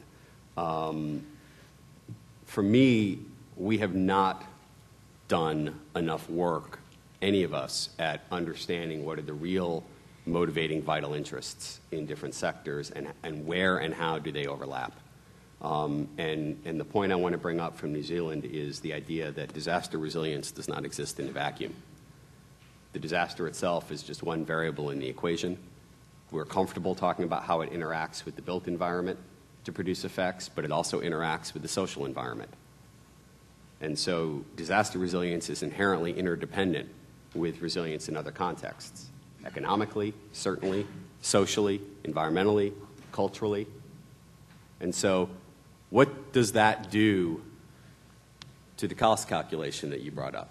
If you're thinking about it in those other contexts and where are the connections? And there is a lot there that I believe we have left to figure out. Phil, can I ask Dave a question? Dave, you're talking really whole of community, bring the whole of community into the process, FEMA being one part of that whole of community. What is the process by which you do that? And then additionally, what is the role of FEMA in bringing the private sector to the table, in your view?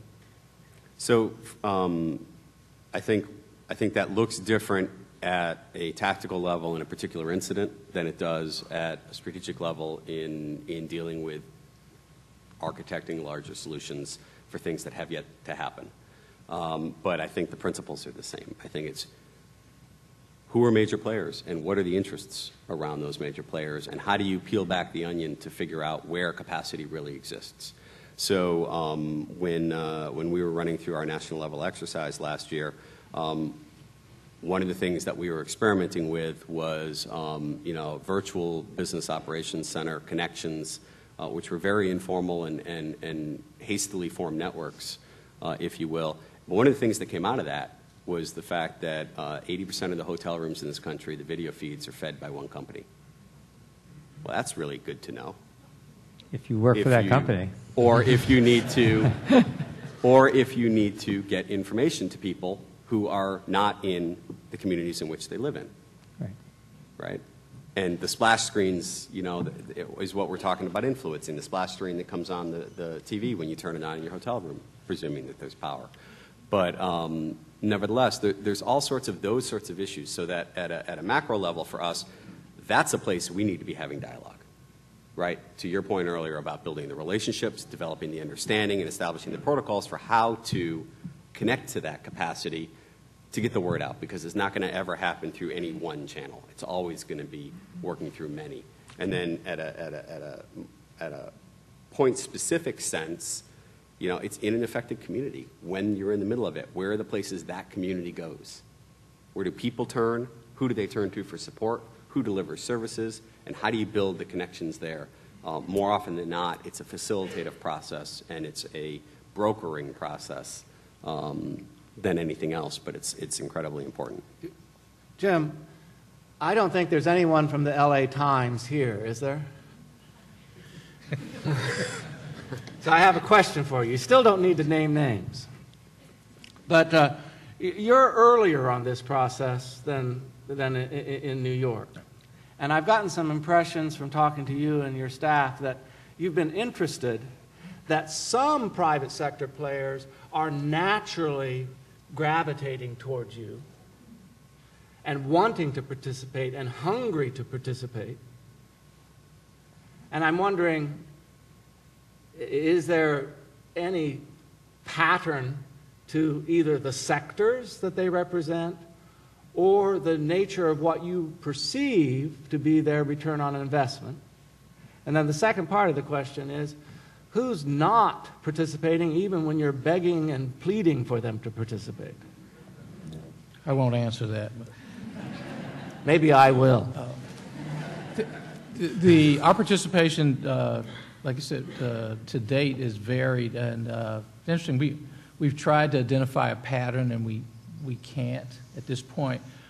But the sectors who are participating are sectors that realize that there is a potential for ROI, and it's actually much cheaper for them to invest in the strategic or the front end part of this than it would be in the much vaunted recovery phase, which is the longest and most costly phase of our business.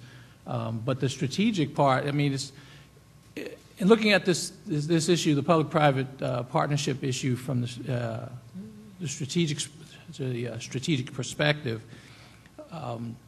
it's not necessary that the sectors or businesses invest goods, services, material, or dollars, but just genuinely invest in the discussion, in the conversation. Because, and I think Dave mentioned this several discussions ago, he talks about it's not really a public-private partnership until you have an incident or an event where you have a value proposition. Prior to that, right now in steady state, it's actually a public-private relationship, which really doesn't cost a whole lot. But the payoff on the backside is huge. But to engage the businesses, the sectors in the discussion right now, which essentially becomes the strategic discussion, that's where we need the involvement. And I haven't figured out a pattern. The financial sector in Los Angeles was the first sector to become involved in our business operations center run by our foundation. We just recently got the communications sector. Another early participant was LA is the outside advertising capital of the world. The electronic billboard business there is essentially run by three companies, and they have a consortium.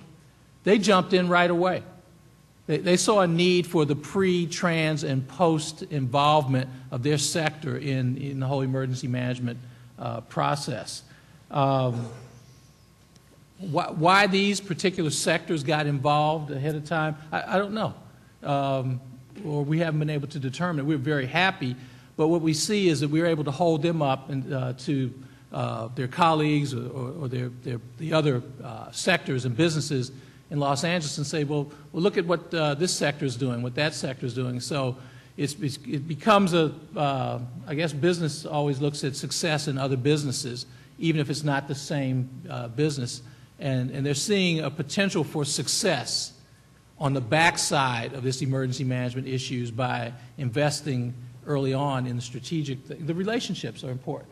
And I agree with David. Right now it's a public-private relationship, and we've done a lot to cultivate these relationships because when the balloon bursts, then the partnerships are essential, but those partnerships will be much more significant if the relationship has been cultivated all along. I want to get your help to pivot this conversation toward a focus on recovery. Because it seems like to me, of the five of us up here, you've got to be the one that's most concerned about recovery. When I was in a conversation the other day, and there was a debate going on whether Al-Qaeda was still the principal threat to the United States or the names of other terrorist organizations, and I suggested that the name of the most serious threat to the United States was San Andreas and New Madrid. And that's going to happen. It's not a question of if. It will happen. Your water systems, your electrical systems, all of your supply chains. The supply chain coming out of your port is the 6th most important supply chain for the national capital region. So that's going to have national and international implications. Are your private sector partners on that dark star with you?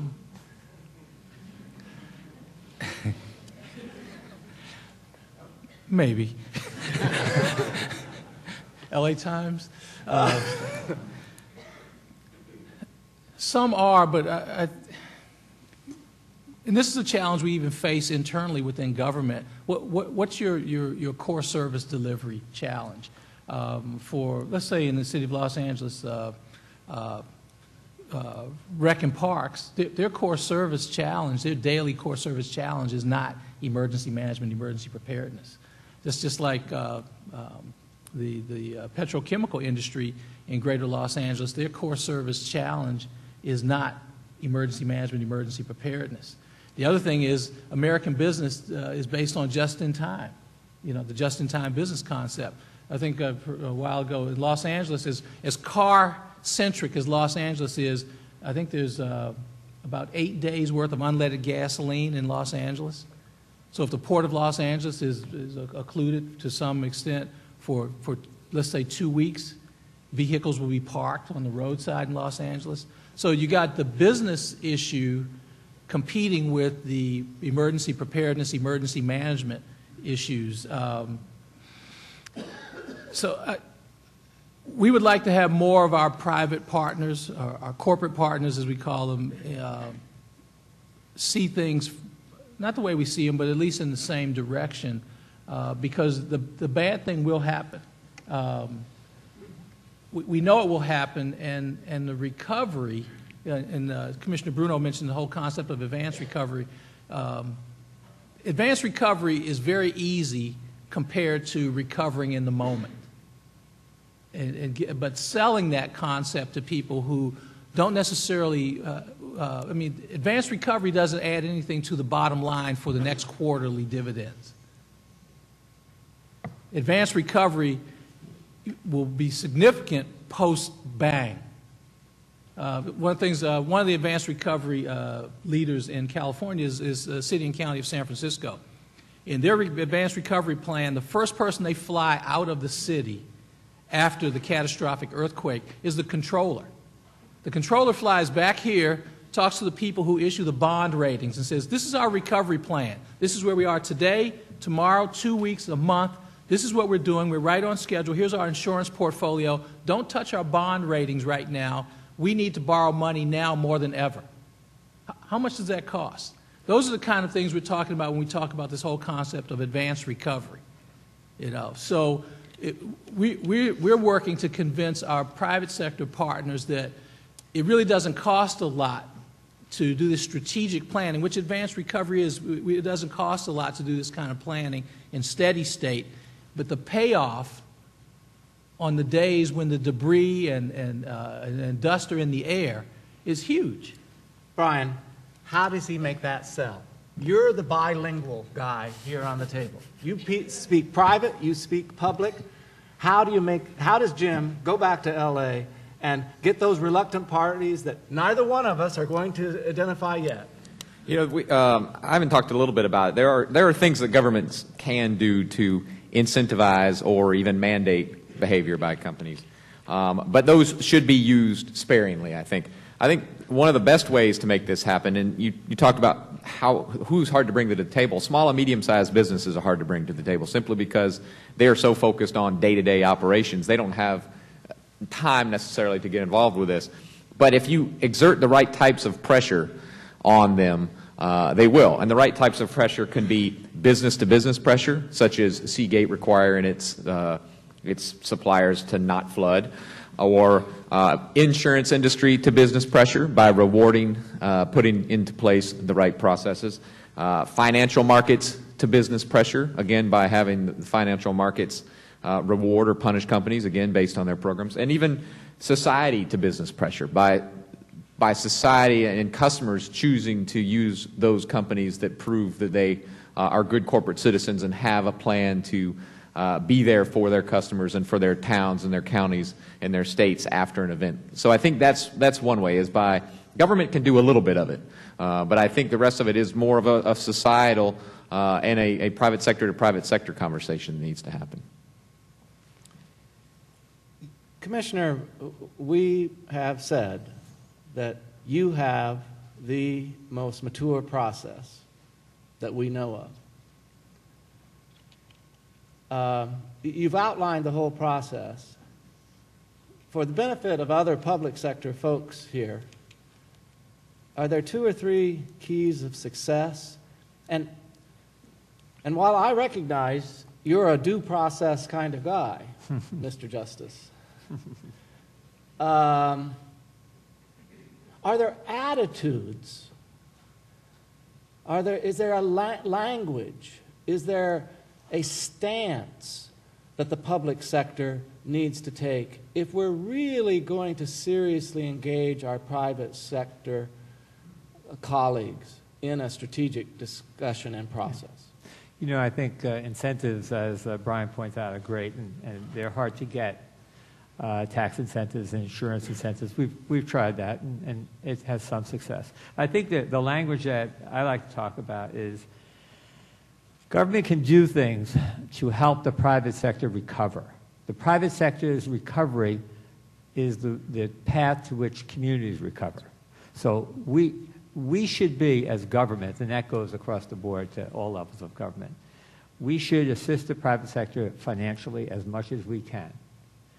We should provide as quickly as possible the essential services of police and fire and sanitation as quickly as we can. We should encourage the private sector to come back up. We should not be using public money, monies that come within the process of the emergency, to provide the services that the private sector can provide. We should assure the private sector that that's what we're trying to do, that we're trying to bring them back as much as residents, because without them, the residents are not coming back. So I think that's the language. And then we should assure them and have them understand that if the more they're part of this process, they will believe it, that we should get out of the way. at some point and let the private sector do what it does every day, keeping this city run. You know, when I came to this job, the mayor said one thing to me. He said, we have a private sector that is the engine of this city. You go out there and work with them, because without them, we are not the New York City we are today, as I arrived in 2004. So that's the message that we try to bring out. And I was just looking here, one of the guys here, Ira Tannenbaum, who runs public-private initiatives for us. I was looking at our sectors. We've got financial services in there, real estate, education, food services, healthcare, postal and shipping, big box retailers, media and communications, sports and recreation, general business, general retail, hospitality, cultural, and legal. Those are the sectors we have, and they affect more than 4,000 organizations. And we just did a test, millions of people who work in those sectors in New York. My clients are in the street of this city. So my job is to ensure that I can deal with the problems. And I need all of the elements, all of the government elements that we have, local, state, federal, the private sector, the not-for-profits, utilities, and our regional partners to help us. So that's the message we put out there. And I think we've been fairly successful in getting a good representation. Is there more out there? Absolutely. How you get them?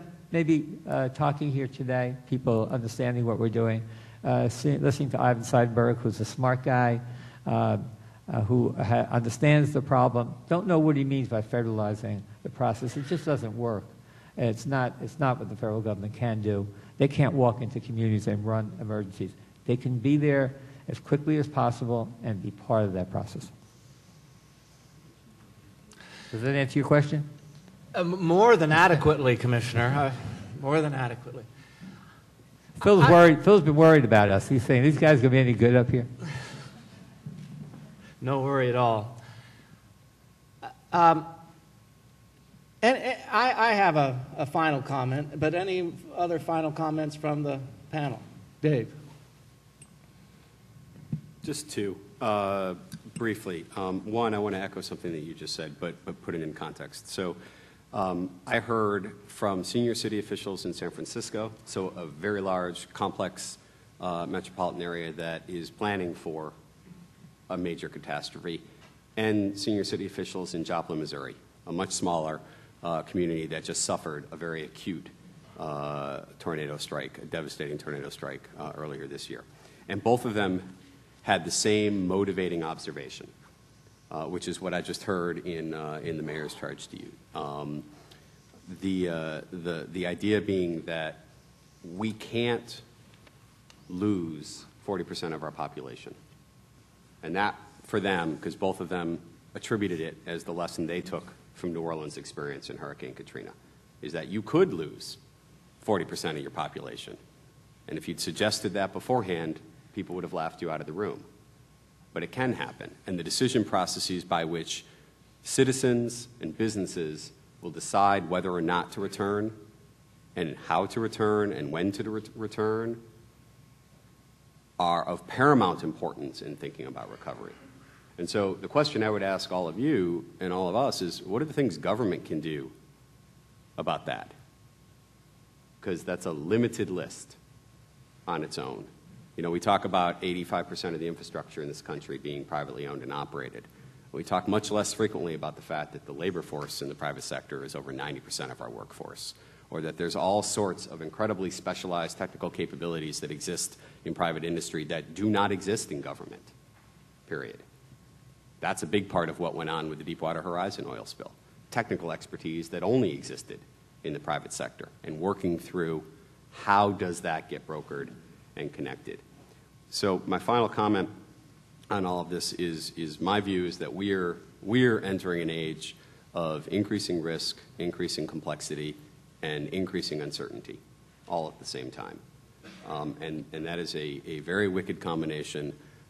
It is borne out by all sorts of demographic change, changes in the climate, changes in interdependencies and information flows, and the increasingly networked nature of everything means that disasters can jump and cascade in ways they simply could not have done 30 years ago.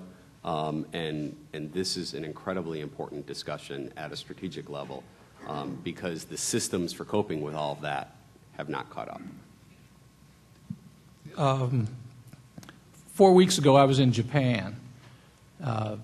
Rode the bullet train, and we went up north to the Sendai region and looked at the damage from the tsunami. But I mentioned bullet train, and I shift to the Sendai region. Japan's had the bullet train for 50 years. We can't get high-speed rail in this country. So we went to Sendai. There's no debris. 9 months later, there's no debris. Government didn't do that alone. Government didn't build the bullet train alone. Government didn't get rid of the debris in the Sendai area alone. Yeah, we went up about 4 stories, you see thousands of foundations, but the debris is gone. In 9 months, the mindset, the cultural mindset, and the public-private partnership is done in 9 months, more in that prefecture than this nation's been able to do in the city of New Orleans in 5 years.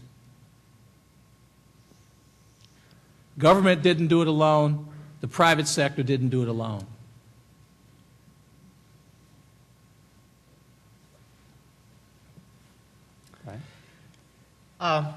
Earlier, Brian mentioned that part of the challenge for any of these kinds of gatherings is we tend to talk to the already enlightened.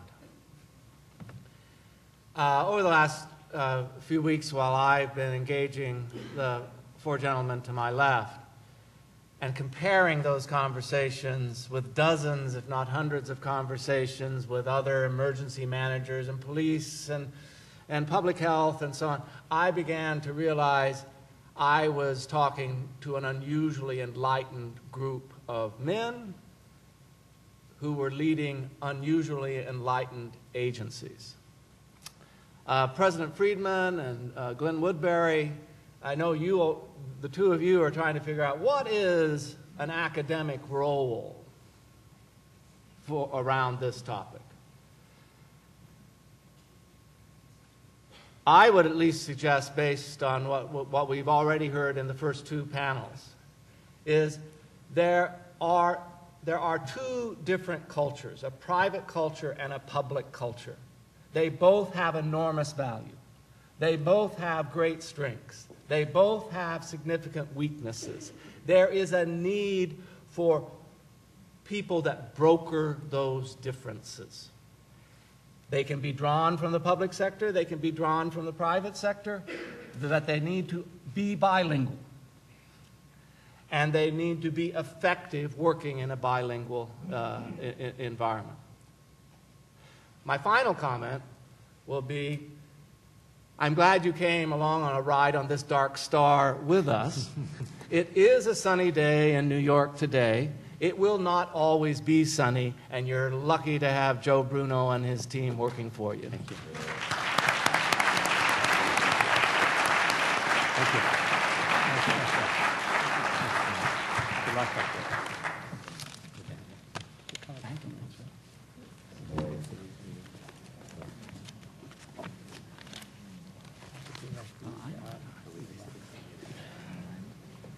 I'm on time. I'm actually 2 minutes late. Here we go. It's got some time to make.